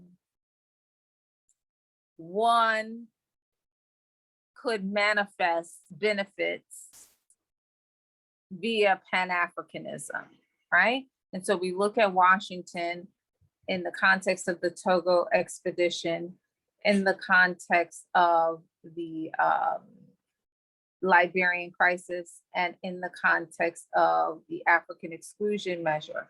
And the reason why we look at those three is because all three actually had measurable results. The first I'm going to discuss really briefly. If you've ever heard of this subject matter, Tuskegee, Africa, the Togo, or perhaps a book called Alabama in Africa, written by a man named Zimmerman, you may be familiar with the case of the Togo Expedition, where some Tuskegee graduates went to Tuskegee and basically engaged in a cotton expedition along with the German colonial forces. In the book, I summarize how they get into this situation. And yes, it is Booker T. Washington. At this stage, which was like 1897 leading up to 1900, he is growing in his consciousness, right? Participating in the first Pan-African Conference and its plenary sessions, and encouraging some of that activity by the African Association behind the scenes. The main, if not most notable promoter of the first Pan-African Conference is Booker T. Washington in the United States, okay? And he did intend to participate in the conference. That being said, this moment, he is not developed, right? So like this is an ideological development course. In this way, we're developing ourselves. Washington had yet to be developed. Chapter 4 is an important chapter because it tells you about all of those relationships we looked at last week that foster some development, him understanding what's happening on the ground in Africa, they understanding what's happening on the ground in the United States with African people, with Black people, and sharing those stories, but also strategizing in organized way, right? So this is very new. He is not transformed into who or what he's going to be. That being said, in this moment in 1900, he is participating in the buddings of Pan-Africanism, right? The first Pan-African conference, organizing around that, promoting it, but nothing concrete. During this same year, the German colonial administrators would actually contact Booker T. Washington and ask him about engaging in a cotton expedition in the Togo. And I'm telling you this story because you may hear this story in general only, and it may be upheld as something positive, but in reality, it is not. So heads up, but Washington would agree to work with German colonial administrators, so imperialists in Africa, to start a cotton production expedition where they would produce cotton that was similar to the American South. And the Germans took to recreate the colonial South in Togo, along with an oppressive culture. Now, Washington wasn't aware of all of this part, but in terms of methods of production for cotton, he was on board because yes, Tuskegee is, even by this time, one of the most progressive agricultural schools, Black schools of its kind, right? Housing or employing the well-known scientist, George Washington Carver, as of 1895. So by the time 1900 comes along, Tuskegee is well known in their agricultural methods, right? These are one of the things Washington will export. So they were delighted for the opportunity. Sorry, my cat. They were delighted for the opportunity to Tuskegee and Washington to get involved in cotton production in the Togo. However, the circumstances, ultimately what happens is several graduates go there and it is catastrophic.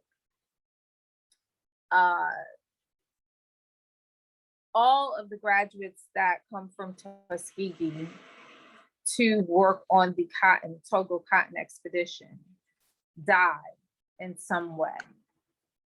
The last one to die manages to start a agricultural school there in Togo, but then drowns crossing a river. So the whole operation was thwarted, or sort of cast a negative cloud over it because it was catastrophic in terms of any level of humanism, right? If everyone you send to a place dies, I don't think that's successful. And more importantly, when we qualify what the gains were supposed to be, now including these lives lost, whatever gains were produced were to be given to, or to the credit of, the German colonial forces, not Tuskegee, not its graduates. The whole production produced nothing in any material way, or any scientific strides in agriculture were made. No advancements were made in that area as a result, as opposed there were no gains, right? What happens for that point on, Washington realizes that how and who and what, by this time, he knows how oppressive the conditions were under the German colonial operation. He's aware of everything by this point. It makes him take another look at how he engages Africa and African people. Okay, there is no such thing as pairing up with oppressive forces for a greater good of whatever kind. Okay, this is where we qualify things, right? So a pairing up with an oppressive force, a colonial regime, the Germans in particular, right? The Germans have an interest in recreating an oppressive culture and context and imposing it on the native Togolese person.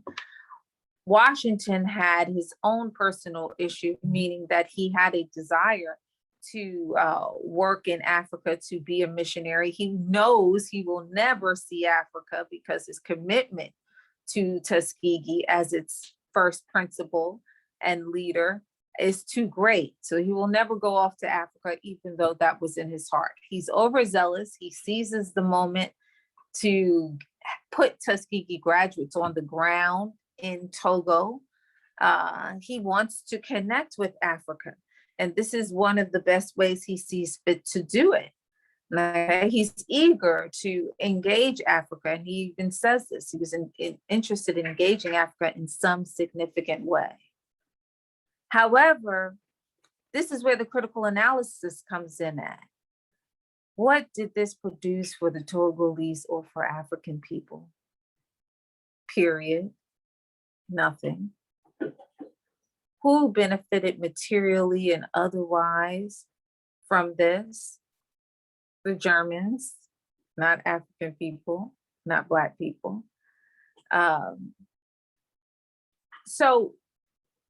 And on a humanist level, right? Human life is priceless. We don't trade human life for people's ambitions of any kind, right? Because humanity, we're priceless. So it's a catastrophe from a humanist perspective, because all the graduates from Tuskegee who would go to the African continent, specifically Togo, and participate in this expedition, not the social aspects of it, but in the practices of cotton production, they would all die. So Washington has to reposition himself. It's a heavy blow. It's a horrible story. It's not unknown in the sense that people knew. Other students at the school knew that all the students and all the graduates and participants in this expedition, as much as what Mr. Washington encouraged,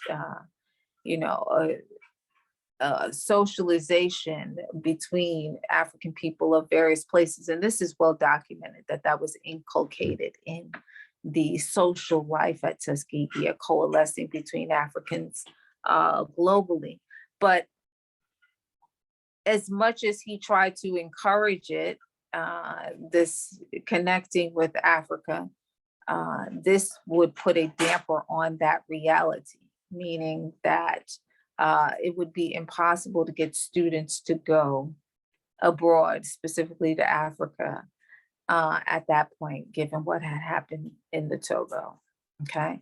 Now, Western scholars, the Eurocentric scholars, have tried to take this particular case and praise it and celebrate it as a coalescing between German colonial forces,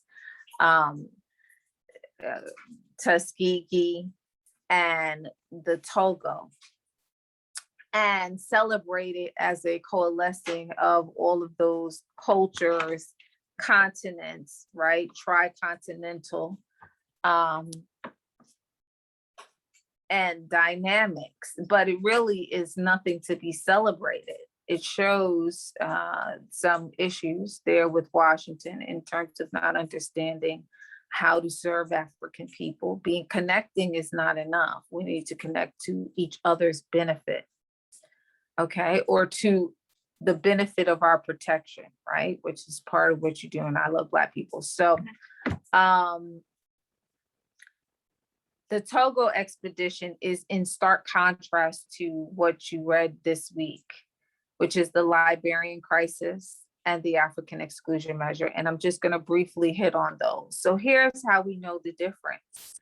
In the Liberian crisis, we have, they weren't killed, they died.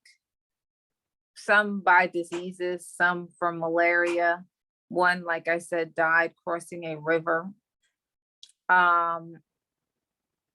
So in various ways, right? So it was an environment, and they came there could have been violence that we don't know about, because they come there on the heels of a violent clash between the indigenous Togolese people and the participants in the expedition, right? No, let me be clear.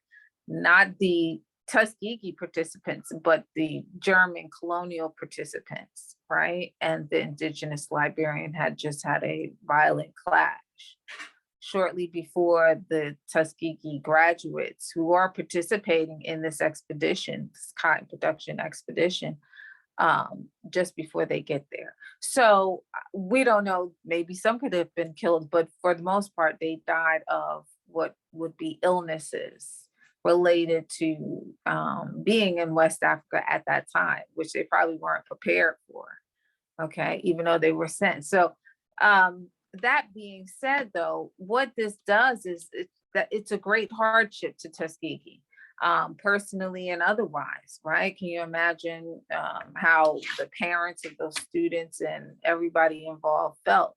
So you see Washington reposition himself. And I think in terms, for me, the work that I do, I've always condemned this particular case, because there are Western and white scholars who would try to say that this case is like Pan-Africanism, but it's not, right? The cases we're going to talk about, the Liberian crisis and the African exclusion measure, those are Pan-Africanism. Working to preserve an African nation like Liberia, in spite of Liberia's contradictions, which he does address. What I mean by Liberian contradictions, meaning the internal struggle between Americo-Liberians and Native or indigenous Liberians.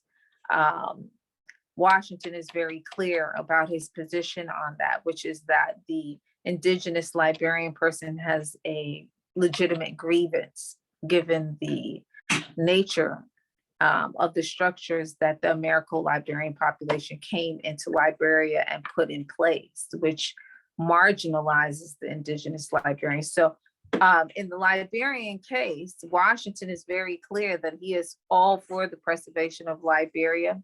He is called into the situation, which is, just to give you the basic facts, the problem and issue in that case is the French, British, and the German, for a moment, imperialist forces on the ground in West Africa are attempting to annex, to seize Liberia. Liberia is one of only 2 independent African nations on the continent at that time. And the French and the British are the most overzealous in trying to claim the territory. They're somewhat, if not completely, intolerant of the idea of it being an independent African nation or state. That being said, they are attempting to annex various parts, seize various parts of the land, of the territory of Liberia. The consulate minister, who is actually an American citizen, but an African person, a Black person, proceeds to call Booker T. Washington. And when I say call, I don't mean call. He proceeds to write Booker T. Washington and asks for his assistance in the matter. Washington responds and is attempting to negotiate for Liberia, as at the time he is the, how would you say, he is the advisor to Theodore Roosevelt. And he is intending to advise Taft in following him. So Washington is well positioned when the request for help is made by Liberian officials, and particularly a man named Lyons. Washington does get involved and assists. However, what he ends up doing is, in long term, is even greater. He ends up being the key negotiator in the situation, and ultimately brings it full circle to where there is a multinational loan brokered, and the aggressors, the colonial aggressors, are paid off, unfortunately. Now, I'm giving you the hard facts. I'm not getting into the particulars, which if you read it, that would be great, because it's actually a great story. It's unparalleled that this person who was born a slave would be involved in negotiating the fate and preservation of a African nation. That the whole idea of it is extraordinary, but that's what he was doing. The deal that's cut for Liberia, it is not a good deal. Washington brokers to a large extent from the point of putting the Liberian Commission, who comes to the US, and Roosevelt, Taft, and the Secretary of State all in the same room to negotiate terms of around Liberia and preserving Liberia. He follows that all the way through to a commission to Liberia, and then back. I'm sorry. A commission to Liberia, and then all the way back. And then the collapse of negotiations and resuming of negotiations. So he is that person through all of that, a 5-year period that he stays on the issue with Liberia, and he makes sure that the individuals who have direct control over whether or not a solution is produced for Liberia is actually produced. Okay. Now, what ultimately happens, like we know Liberia exists today, so we know that it gets resolved, but not to perfection. Okay. What this case, in terms of Washington and Liberia and the long-term negotiations he did to help preserve Liberia, and the many organized efforts he engaged in, bringing parties or power brokers in the situation together in order to do that. He does all of that still with the understanding that this is not going to be totally to the benefit of Liberia, meaning it is a survive to fight another day type of deal. Out of this, the United States gets to establish Firestone in the country. Out of this, the United States also gets a military base, and along with a couple of other things. That being said,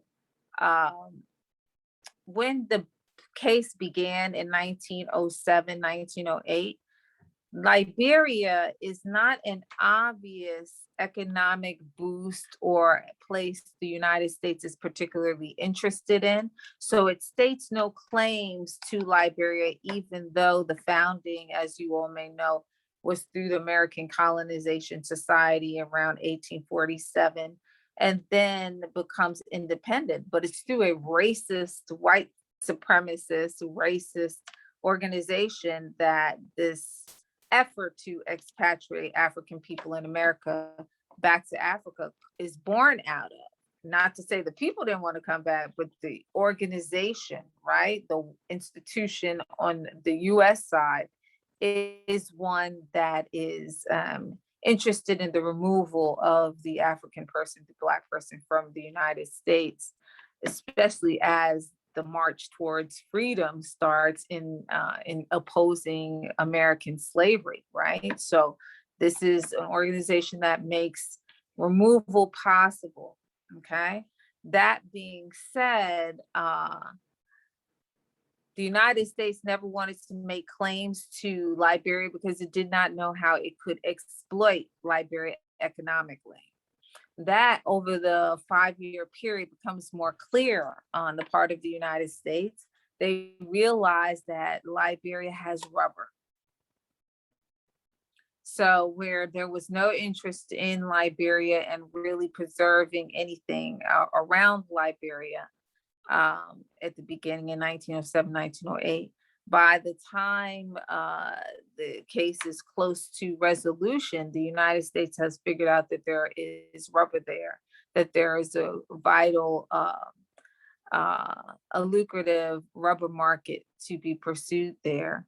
And therefore, they had better have their hands involved in Liberia and assisting the Americo-Liberian population and assisting in protecting Liberia as an independent African state would give them the opportunity to have their hands in Liberia, right? So it's not without the downfall. And this is what I mean by being truthful and looking at the contradictions, because we look at the contradictions, the problems, then we're able to assess the strategies used and unused, right, going forward to solve some of the problems that we have.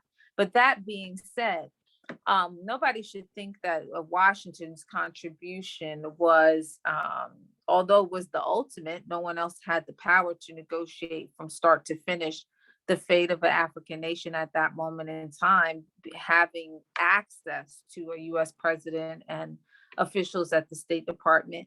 He was able to do that and pull and leverage, if you read the case all the way through, leverage in the Senate, right? And the ability to keep it on the agenda to the degree that there is a under table deal cut to preserve Liberia, because none of the official channels to do so actually worked. That being said, he is the person who insists and is dedicated to keep a Liberian agenda. He is not able to remedy this problem and free Liberia from the influence of the Western world, right?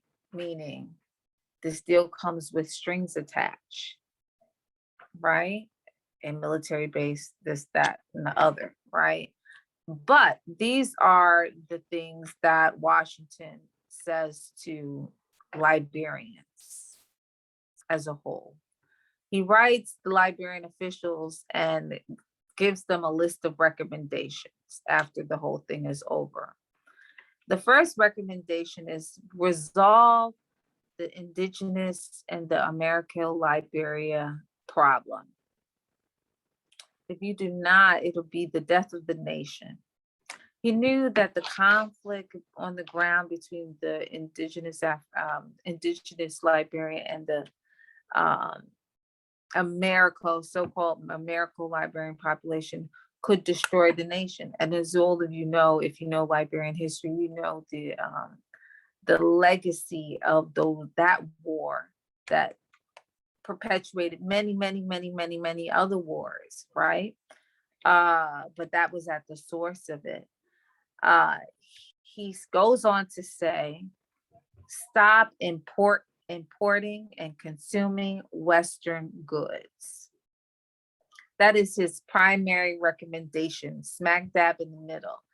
Every time you open up a can that you've imported in Liberia, you seal the fate of Liberians in poverty, was his recommendation. So in other words, produce your own stuff. And thirdly, he goes on to say that they have to build industry, right? And education is the first step to building industry. Educate people in various industries and build those industries domestically, right? So that was his final recommendation. And he's very candid in that. Now, what is the production? What did African people get out of this? They got to keep Liberia, okay? Liberia remained uncolonized, although compromised. Okay, so because we have to be very real. If we are not real about what we get materially, then we can't deal with the concrete situation, right?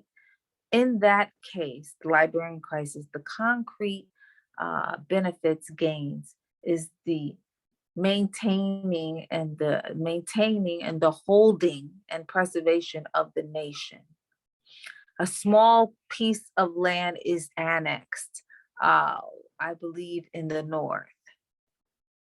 However, the majority of the territory known as Liberia remains sovereign, okay? And the British and the French were both threatening to imitate each other on opposing borders. So if the French annex this much, the British want to annex this much, the same amount, right, on the opposite border. So the fact that majority of the nation remained sovereign says that, yes, they remain and they can fight another day, right? So that is the concrete benefit. The negatives in that situation that long-term were problematic in Liberia, problematic in Liberia was the fact that, one, the US would now put a military base, not at that moment, but in the future. That was part of the negotiations, the right to put a military base on Liberian soil.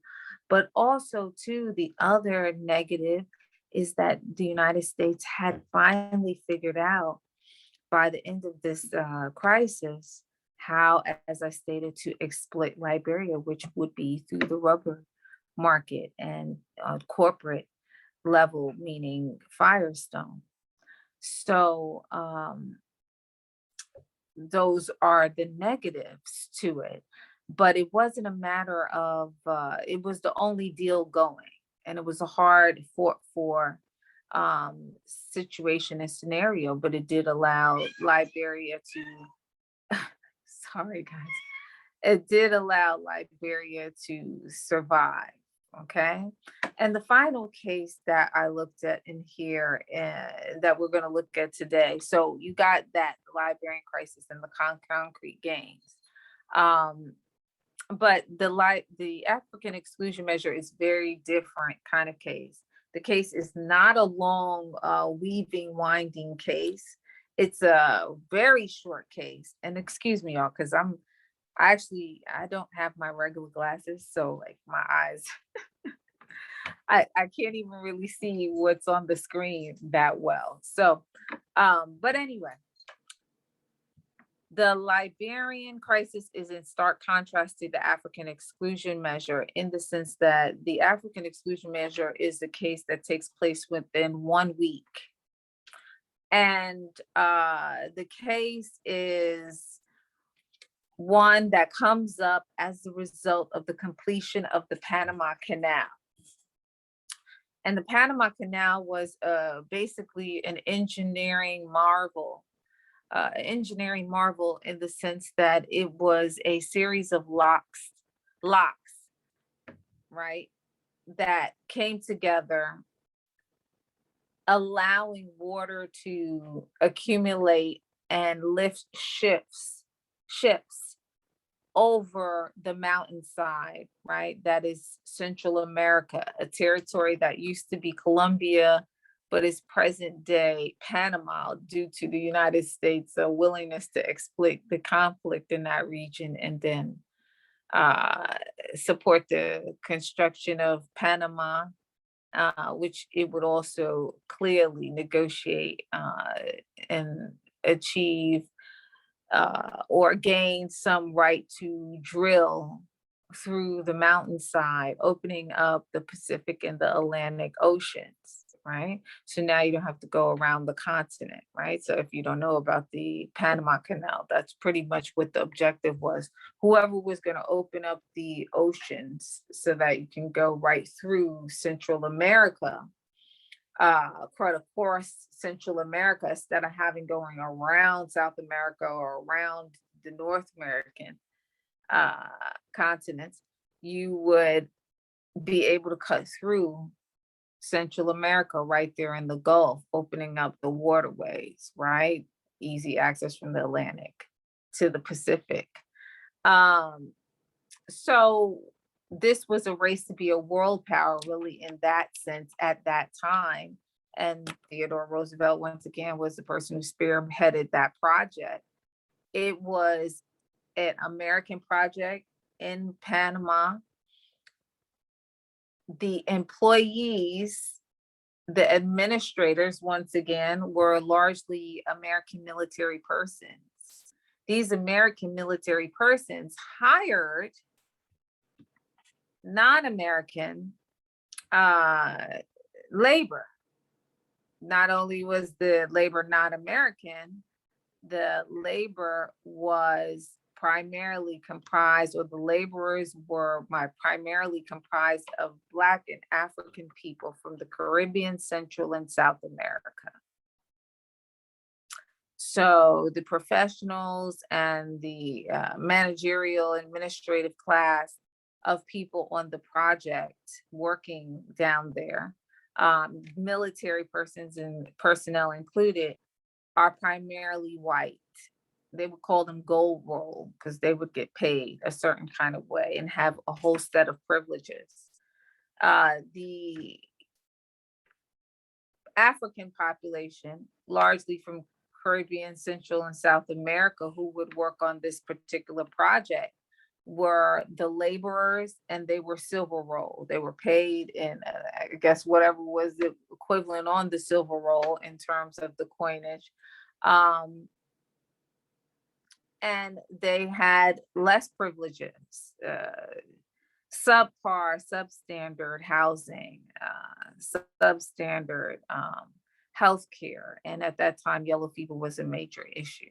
And it was a killer, right? So yellow fever will kill many people working on the Panama Canal. This canal was completed in November of 1914.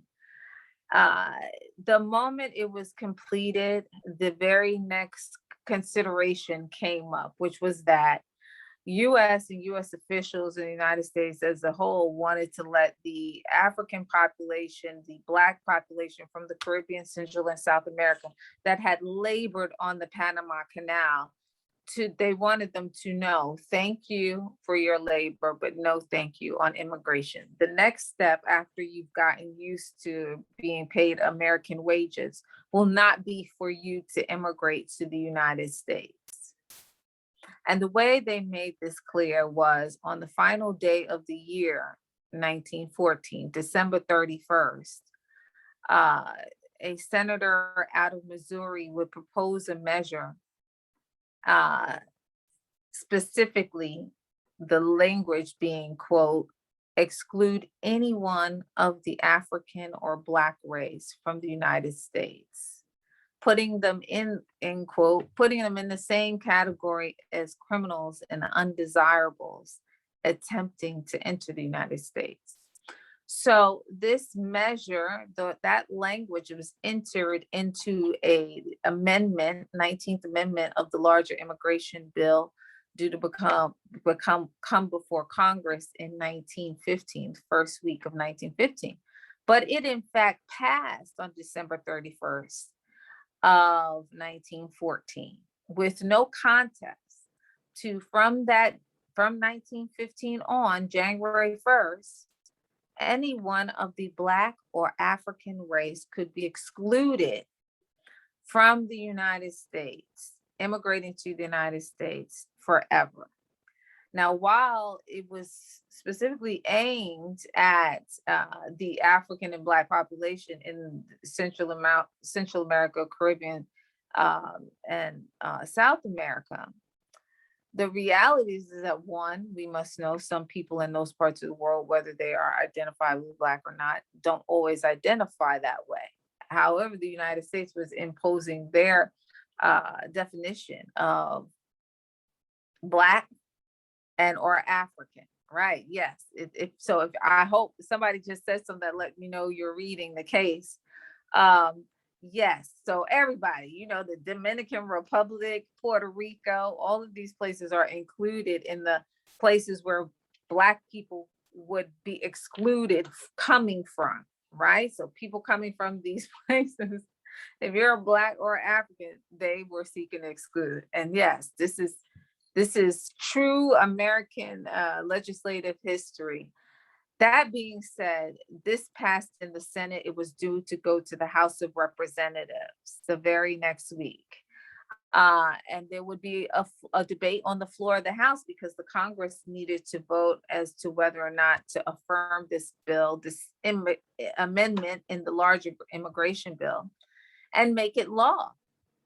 Side note, so if you exclude anyone of the Black or African race from the United States coming from anywhere, and it was directed at the Caribbean, Central, and South America, but it would cover anybody coming from the continent of Africa, anybody coming from Europe, anybody coming from anywhere in the world who looked Black or was of African descent or origin. Okay, and not just that, a genealogical condemnation. Right? Genealogy is you put in because you're a Black or African, the measure also read, put in the same category as a criminal or undesirable attempting to enter the country. This measure passed, going to Congress. Booker T. Washington is the person who understood that this was a move being made by senators, and that the measure was due to come ahead of the House of Representatives, the Congress, the very next week. He did three things. He propagandized in the press. He called pretty much to arms people in his secret network called the Tuskegee Machine, which was his secret network of power brokers that he called lieutenants. And he would also go on to confront some American politicians and others personally that he needed to address regarding that, along with his propaganda campaign informing the public. Many people may not notice, but Booker T. Washington had significant control of the Black press at that time. So he basically essentially flooded the Black papers, bringing attention to this racist measure to do what it intended to do, which was exclude anyone of the Black race. That being said, one of the most effective strategies was his use of the Tuskegee Machine. And I was about to say his use and abuse, because he had been known with the secret network to abuse his power. Okay. But in this case, he uses this power, human resource, to send his lieutenants up to Congress, up to Washington, D.C., to the Capitol. Yes, that same place that you all saw get stormed. And for them to force a polling of the Congress with regard to this amendment that had a ferocious debate on the floor of the House. Both sides, Southern and Northern states, and their representatives are arguing for and against the admission of African people from various places into the United States. Some groups are called out directly, like people like Jamaica and other places. But this is what is so important about Booker T. Washington. His article that he wrote regarding this measure would make it to the floor of the House, so would be included in the debates on the floor of the House. And what he was saying essentially is that This is an unfair and racist attempt on the part of American politicians, senators in particular. But we have never been an adverse group, is what he's saying in the context of the paper. And he outlines all the nations. So Haiti, Dominican Republic, Jamaica, Puerto Rico, because it's not a Commonwealth of the US at that point, so on and so forth, most of the Caribbean nations. But he also had a personal agenda, which was that from 1893 forward, Tuskegee had always had a steady flow of students from the African continent. And he was not about to let go that connection, okay? Meaning that steady entrance of students and the opportunity, once again, for Tuskegee to spread its methods throughout the African world via its students. He was not willing to lose that opportunity. And so all of it was a just cause to him. His words make it to the floor of the House. They are able to poll some of the congressmen and directly challenge their position on it. But if you read the case, there's a very revealing conversation that takes place and the floor of the House. Ultimately, the measure is defeated. And I'm skipping a lot of things, but it's a relatively short case. The measure is defeated. And it is then that actually only students from the African continent who are coming to Tuskegee actually collectively write him a letter thanking him for challenging this measure that came up so quickly. But Washington himself, and this is where we assess certain things. So who was he? And not to get fixated on who he was, but who did he serve? Right? So we all know about ethnic difference, national difference. This is what colonialism and imperialism has done to us. It has scattered us throughout the world. However, when this issue of the African exclusion measure comes up, Booker T. Washington is not in that 1 week crash coursing himself on who is considered African or Black. And yes, in some parts of the world, but other parts of the world, particularly out here in the diaspora, there's great confusion around identity, right? So that measure could have came up and it directed to the populations that it was, meaning the Caribbean, Central and South America, and particularly South and Latin America. Possibility of some confusion around who would be Black and African, to a degree at that time that maybe nothing would have been done were it not for someone who really truly already had a Pan-Africanist perspective, right? Understanding that no, these are the scattered children of Africa. Okay, Black or African race is what the legislation actually said. No one educated. Washington had already come to that level of maturation in his cultural and historical understanding and identity to know that the people that labored on the Panama Canal were in fact and indeed Black. So he was willing to fight on their behalf. Had he had to be educated in terms of who he was and who they were, and should he fight for or against that, that measure would have came up before the House and passed probably with flying colors and would be a afterthought by the time he, got to it.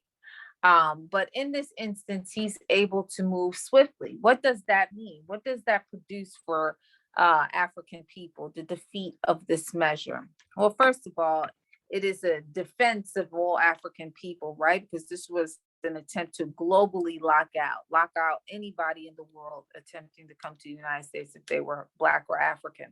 However, Washington, what he is seeking to do is one, allow people the freedom of movement, right? So why should African or Black people be excluded? Two, the very next year, one of the individuals who would have been excluded coming to the United States in March of 1916 would be Marcus Garvey. And had Booker T. Washington failed to defeat this measure, Marcus Garvey would not have been able to enter the United States in March of 1916. What would that have meant? It would have meant no Universal Negro Improvement Association, no worldwide mass movement and Pan-African organization, unlike the world had never ever known. On and on and on. That's what that would have meant. But it also would have meant, no Malcolm X for us in the United States. Of course, like I said, no Marcus Garvey. Not even possibly had to happen earlier, possibly not even a Du Bois, who's one of his ancestors came from the Caribbean. There would have been no Barack Obama, and I don't know that was to our benefit. Right? I don't think so. But his father could have never come from Kenya into the United States, and Nkrumah could have never come to the United States and gone to Lincoln and University of Pennsylvania and returned to lead the independence struggle in his country. So on and on and on. So Washington is the person who has the power. Many opposed this measure, but few had the power to actually defeat the measure, right? And he is able to definitively defeat or deal a final blow to the measure with his network called the Tuskegee Machine. And we're aware of this. So the evidence, just so you know, the evidence of this is all in Washington's personal papers. So this is how we know the details, is corroborated by the congressional record, because the debate that ends up on the floor of the House is, of course, archived, right, here in the US. And you can go and find the debate on the floor at House. It's part of the congressional record. So I actually have that. And you can see Washington's words on the floor of the House in opposition to the measure through a congressman from New York. And then you can also see what both sides are saying about the African population, the Black population in the United States, and the possibility of having other people added to the United States who are indeed African and identifiably Black. So that case is very critical, because there have been issues since then around African immigration to the United States, right? We know that with the case with Nigeria and under Trump and so on and so forth. There's a lot of energy and controversy around African immigration, but the point of that is that what did it produce for African people? It stopped the US government from infringing on the right and the freedom of African people to move around the earth, just like anybody else, okay? The right to not be wrongfully labeled a criminal or undesirable for one's African or Blackness, because make no mistake about it, that's what this legislation was seeking to do, right? Criminalize, and we deal with this in American society in particular, the criminalization of the African person, the Black body, right? Anyone of the Black or African race put in the same category as undesirable or criminal attempting to enter the country. And so this is a textbook of a scenario as far as that's concerned, right? It couldn't get more literal in that instance. But also, it was a chance for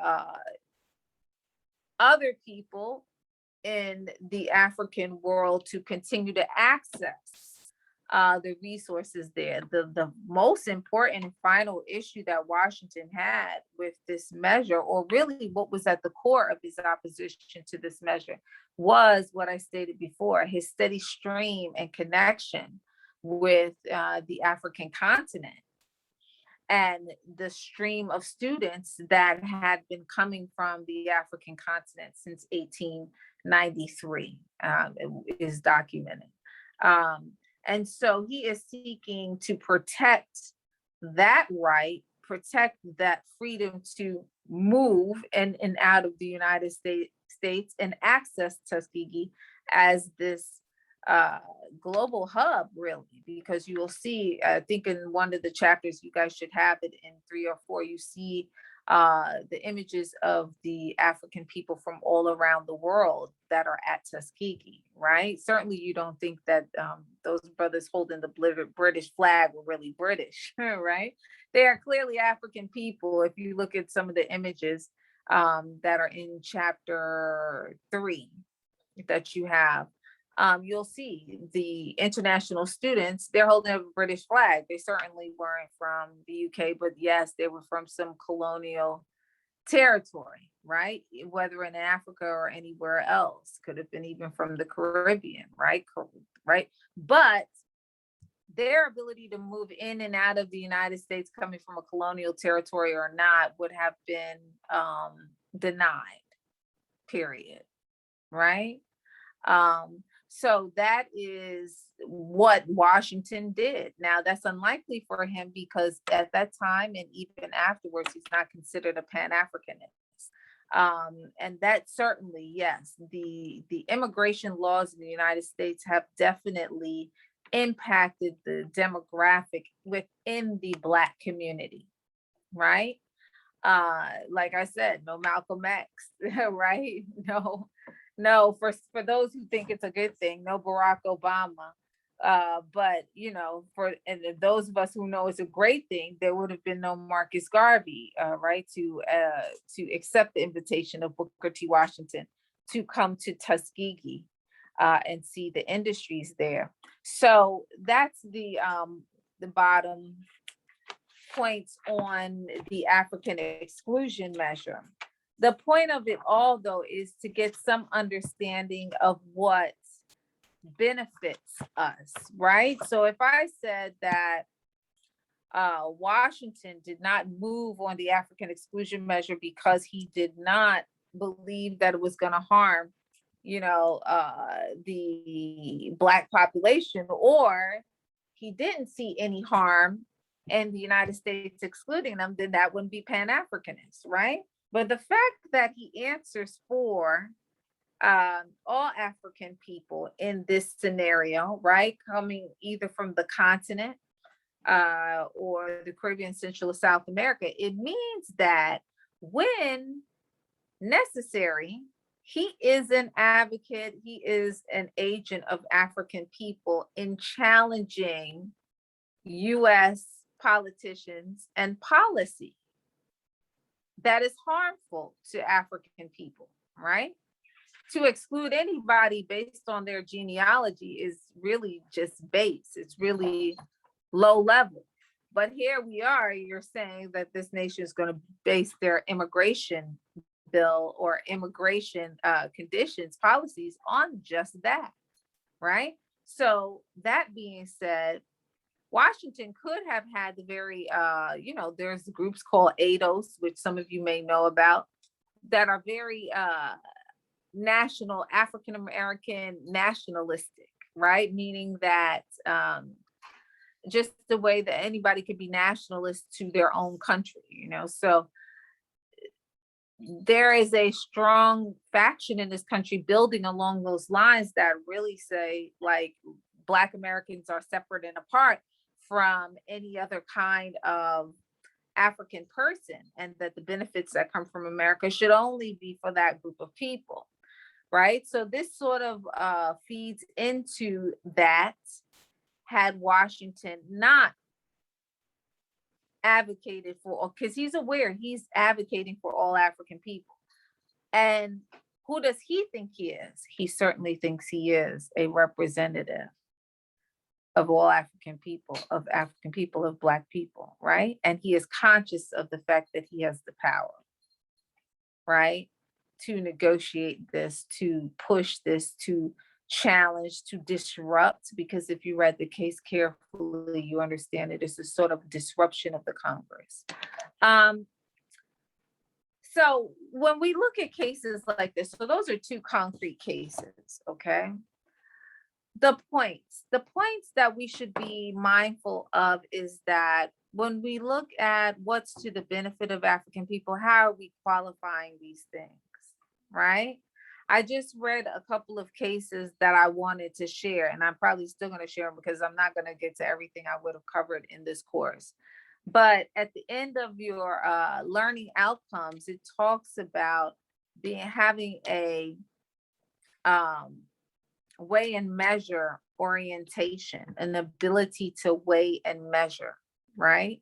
Outcomes, to weigh and measure the benefits.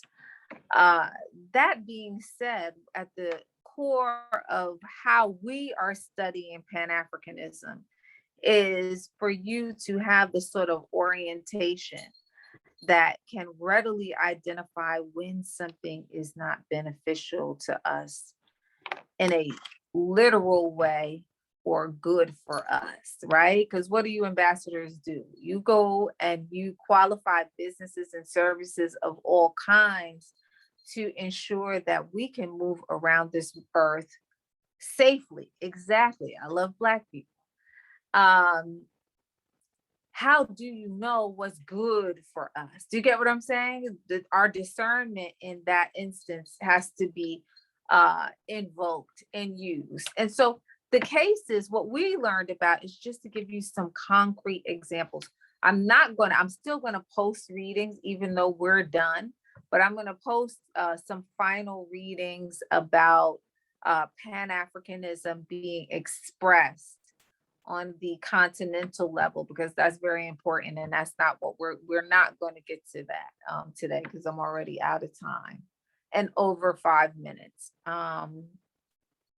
So I will still put that up there because one of the most important things that you want to get from that is that we are still in the struggle for African unification, right? And I'm sure I gave a whole lecture on unity and the role of unity in Pan-Africanism. But at the very least, what you can get from the continental expression is that Nkrumah himself, as the first president of an independent African nation out of colonialism, Nkrumah knew and understood that if Ghana was independent and no one else besides the other two African nations that were never colonized were independent, and the rest of the continent of Africa was still under colonial domination, that's not good enough. Then their independence means nothing. And so you had Nkrumah call for the total independence and liberation of the African continent, right? And then he calls for the United States of Africa. But we understand that the early history we learned about Pan-Africanism connects to this, which ultimately ends up being what I would consider the ultimate expression of Pan-Africanism, right? African continental unity, meaning coming back to that bare bones concept of being able to weigh and measure. We want to produce an Africa that is to the benefit, that is safest, that is most lucrative, that is most beneficial and sustainable to African people first, right?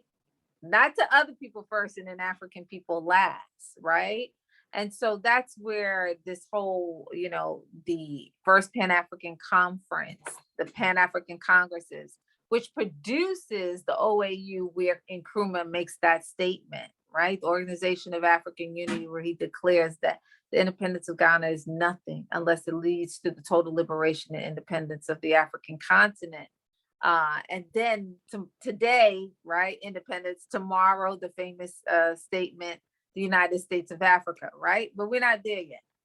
The OAU is the setting through which the African Union today emerges. So we have, taking this course, you would naturally have a lot of questions for them. Like, what are you doing, right, to actively facilitate this ultimate goal and expression of Pan-Africanism?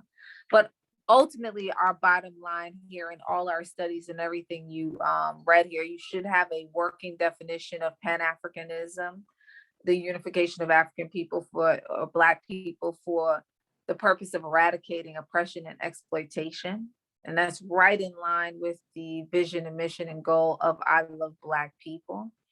And then how the ability to qualify, weigh, and measure those gains, be it a policy case like what we just covered, be it a historical context or a contemporary problem, right? What are the gains? What are the losses? I think around the world, everywhere we are, very often we are pigeonholed into symbolism as opposed to substance, right? That is the neo-colonial reality on the African continent, right? The leadership is African, but is it beneficial to the African masses, right?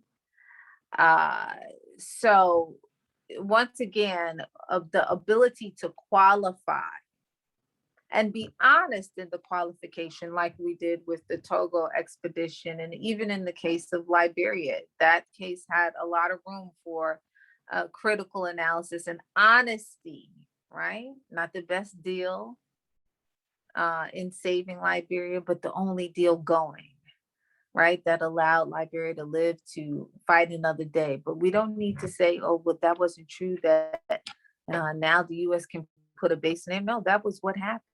And those are the kind of things we want to avoid in terms of international negotiations, somebody putting a base in your territory. But however, those were the shortcomings of the negotiations, right? So, but we have to ultimately deal with what's real. Preservation of the nation, and yes, possible seeds of national disruption on the part of the United States, which we knew that came to fruition in that instance. But that's exactly what that case was, right? The story of preservation of a nation and the compromises it had to make and the vulnerabilities that created, right? So now we really know what we're dealing with in that instance. And then the African exclusion measure, where you see ultimately to have failed at such an endeavor would have made a change in the demographic in our community and our organizing might and ability in this country, because Harlem, where the UNIA ends up at, is a hotbed for the coalescing of Africans from the Caribbean, Central South America, and the African continent then and now, okay?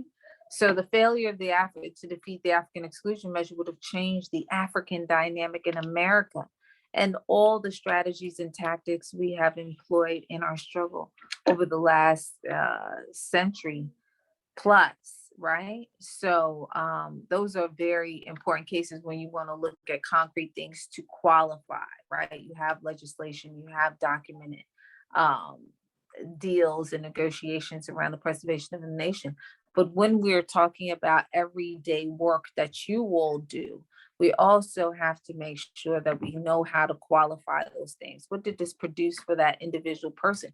Was this a safe place for them, right? And how to be critical and uncompromising in many ways around that. Pan-Africanism isn't merely Black people getting together. It is more than that, right? It's about the sustaining and protecting. Hold on one second.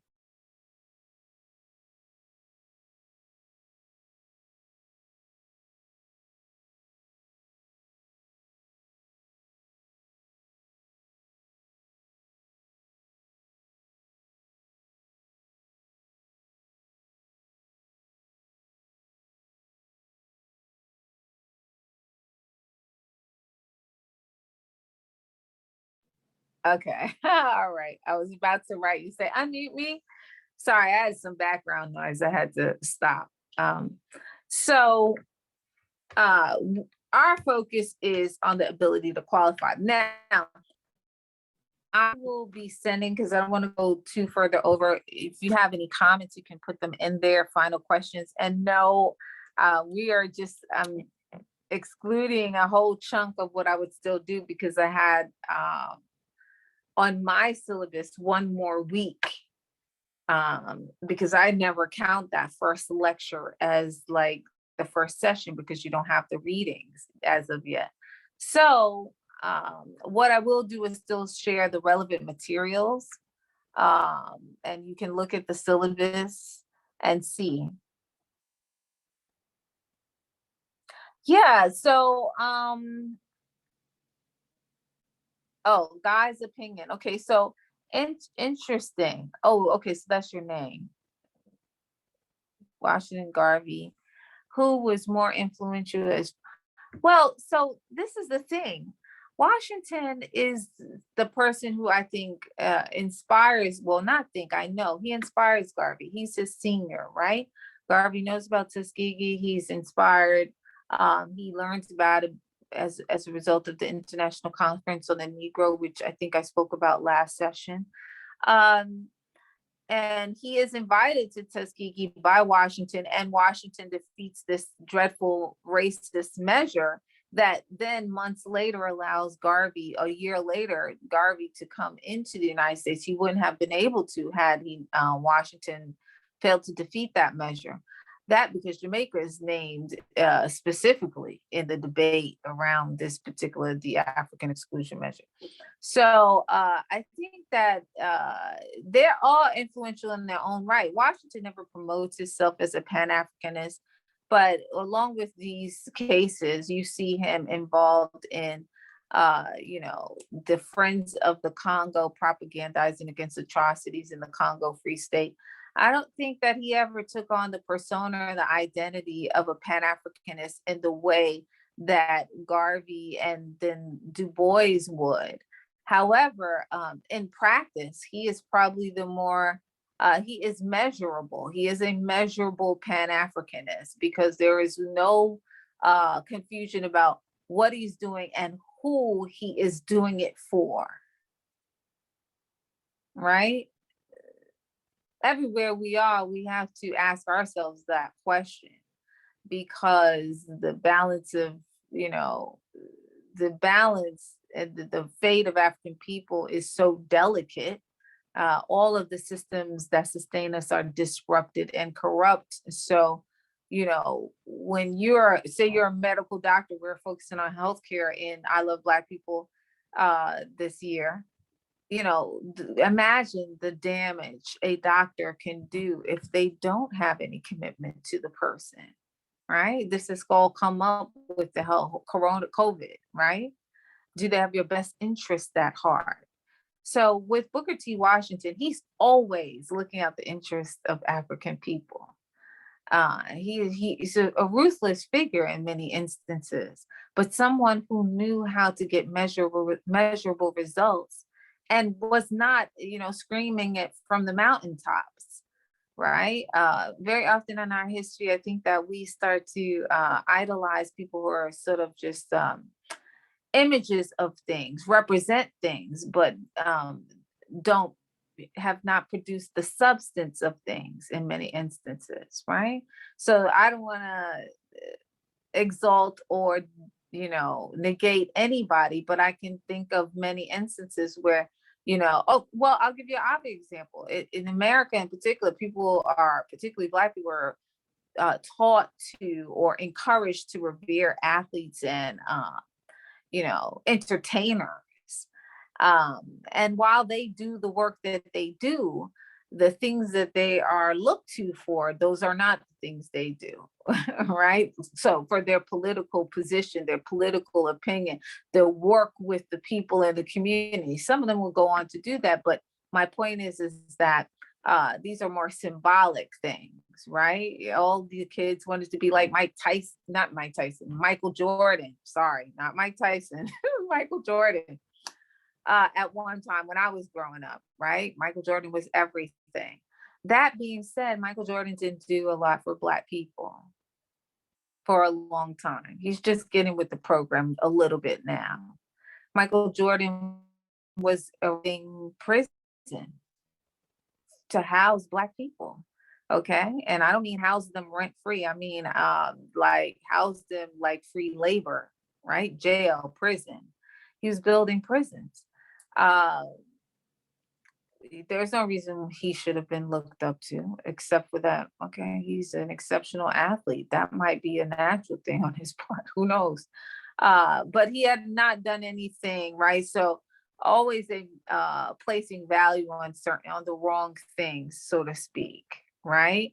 When we're weighing and measuring what a person has done for African people in a concrete way, it takes the fixation off of them and idolizing them and puts the focus on the work, on the measurable results and production that is to a people who are disadvantaged materially and been disadvantaged as a result of having their labor exploited, right? So we always want to make sure that we're looking at the concrete material, policy, legislative, brick and mortar, if it be that, gains. And yes, a gain is safety and freedom, right? We want to make sure we qualify those things in all the spaces that you find yourself in. That is understanding that is what you're there to do and what you're going to do and how you're going to do it, right? Qualify these things, which you guys probably know some of the criteria already for the organization. Knowing those things and then mapping them out and executing them, that's the part of the work, right? And this is the place where we consciously engage in why we do the work, why we continue to do the work, and how to assess things, okay? I'm going to leave it at that, and I'm going to, let me see if I see any other. Yes, I am, because we are. Thank you.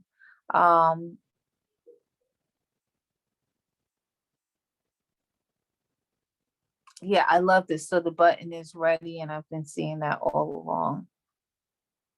So I can't answer your question about Garvey Washington, but I sort of answered it a little bit. They were different, right? Garvey would start a worldwide organization, and Washington would do just what we spoke about, but certainly Washington, a progenitor of Garvey, right? Garvey structures UNIA after the Tuskegee model.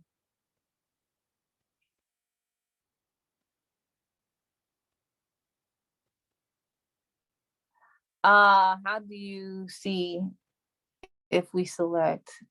I'm not sure about the question, even though I'm liking the question, but I'm not sure if I understand it. How do we see if we select African regional languages and we train them here to boost African communication? I think that would be a great thing. Like, can you talk to the administrator about that? We can talk about that. Why did they die? Okay, so I answered that question about the Tuskegee graduates. They died from various diseases and then some accidents and natural things. But I don't doubt that there might have been some hostilities on the ground that could have been the cause of death for one or two. How does Africa benefit materially? This should always be the first query. Yes, absolutely. Especially as we move to engage the African economy. Yes, absolutely. I don't know when you asked that question, but yeah, how does Africa, or if you're echoing me in what I'm saying, but yes, absolutely. How does Africa benefit materially, like in the context of the Liberian crisis? Only way Liberia benefited materially was to maintain Liberia as a sovereign state, right? But those are the questions to ask. If it lost the very thing that was most essential. So you own the nation, you run the nation, everything in the nation is yours, just to be clear, right? And so this is Tanya Roberts.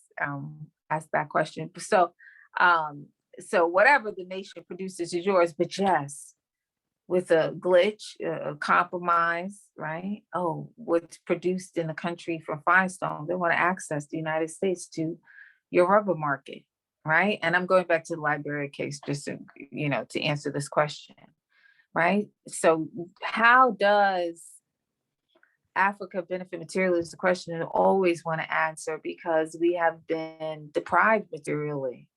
That's what enslavement has done. African people in America aren't poor. They've been robbed, right? African people in Africa are not poor. They've been robbed, exploited. They're the richest people on earth, various people in African nations on the continent of Africa. Why? Because rich is to have resources to be sustainable, right? That's what actually, let me be very clear. Wealthy is to have resources,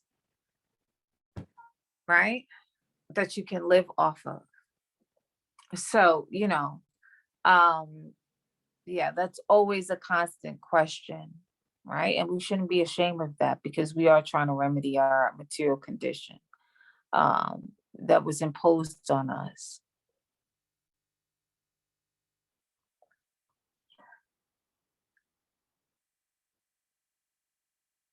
Yes, everybody I know, every African person I know here and abroad, we multitask. We do many things all at the same time.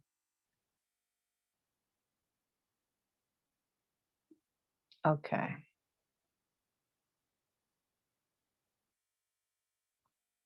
Well, today is our final class in the Pan-African class. Yes, the host. I like the smart. Yeah.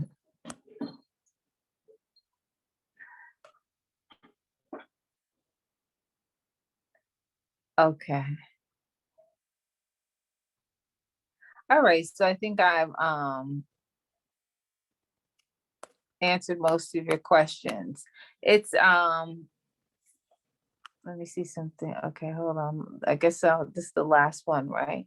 Hello, I wish I had someone who can address some issues that are taking place in his or her country and Congolese. Okay. Can I hold on? I would like to, let me see, can I copy this? Okay. Okay. So I see your message, Pacifique.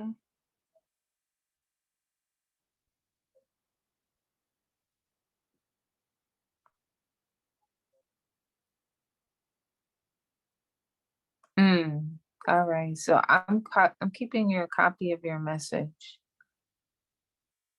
Pacifique.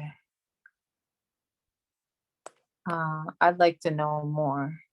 And I think we're going to continue the dialogue in here. I'm going to be putting all the readings up that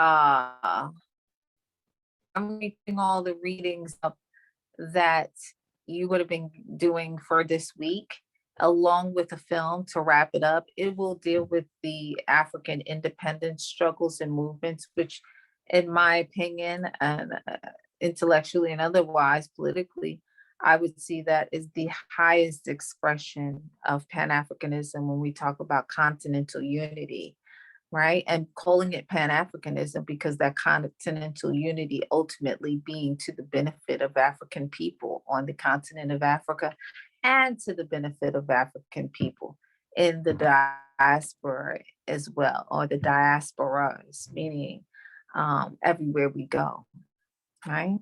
So the goal is not just to, have Africa be a place that is beneficial to us.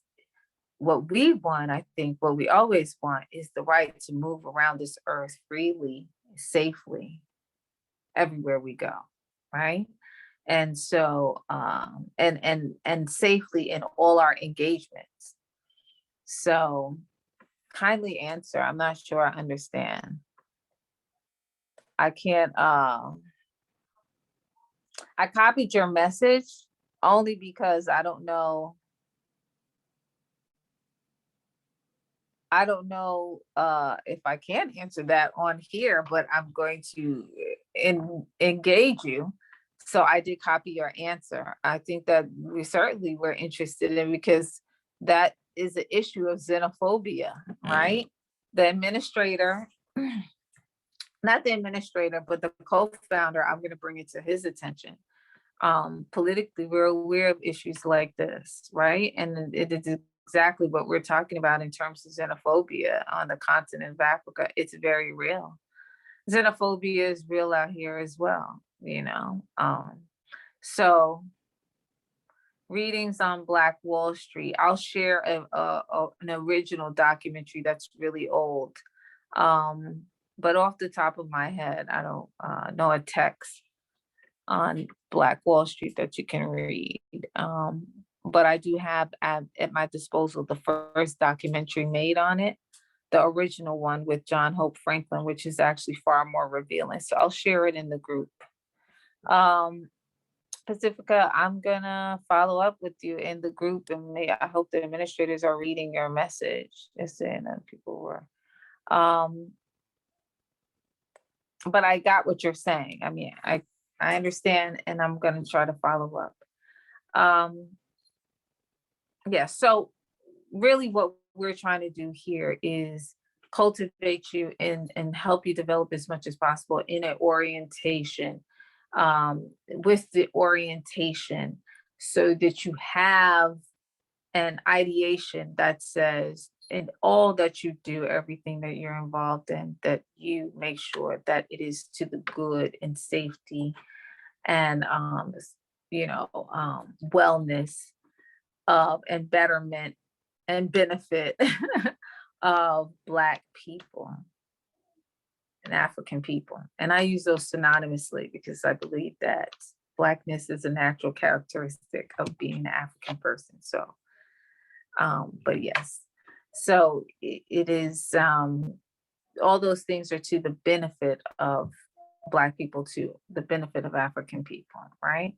That's it for now. I'm going to stop because I'm way over, I believe. And I am like I'm not, as I said, with my normal glasses. So I really, actually, I'm teaching without really being able to see too clearly. So, okay, that's it. And we will continue our dialogue. Please don't remove these groups, administrators, too quickly, only because, I'm going to post other readings in it. And for those who are in the course to access it, that's the only way they will be able to see what I add to the group. Okay. And I want, and for those of you who are going to still be in the groups while I add that stuff, please keep some of the documents because they're historical documents. Okay. And they're not documents that you would not have to pay for otherwise, right? You would normally have to pay for them. So they're very intentional in terms of, they were very intentional on my part, but in terms of collecting them or keeping them for future reference, very important. All right. Thank you very much. And I hope you all have a blessed day and move about freely and safely. Okay. All right. I am because we are. All right. Thank you very much. I am because we are. Okay. Thank you. Thank you.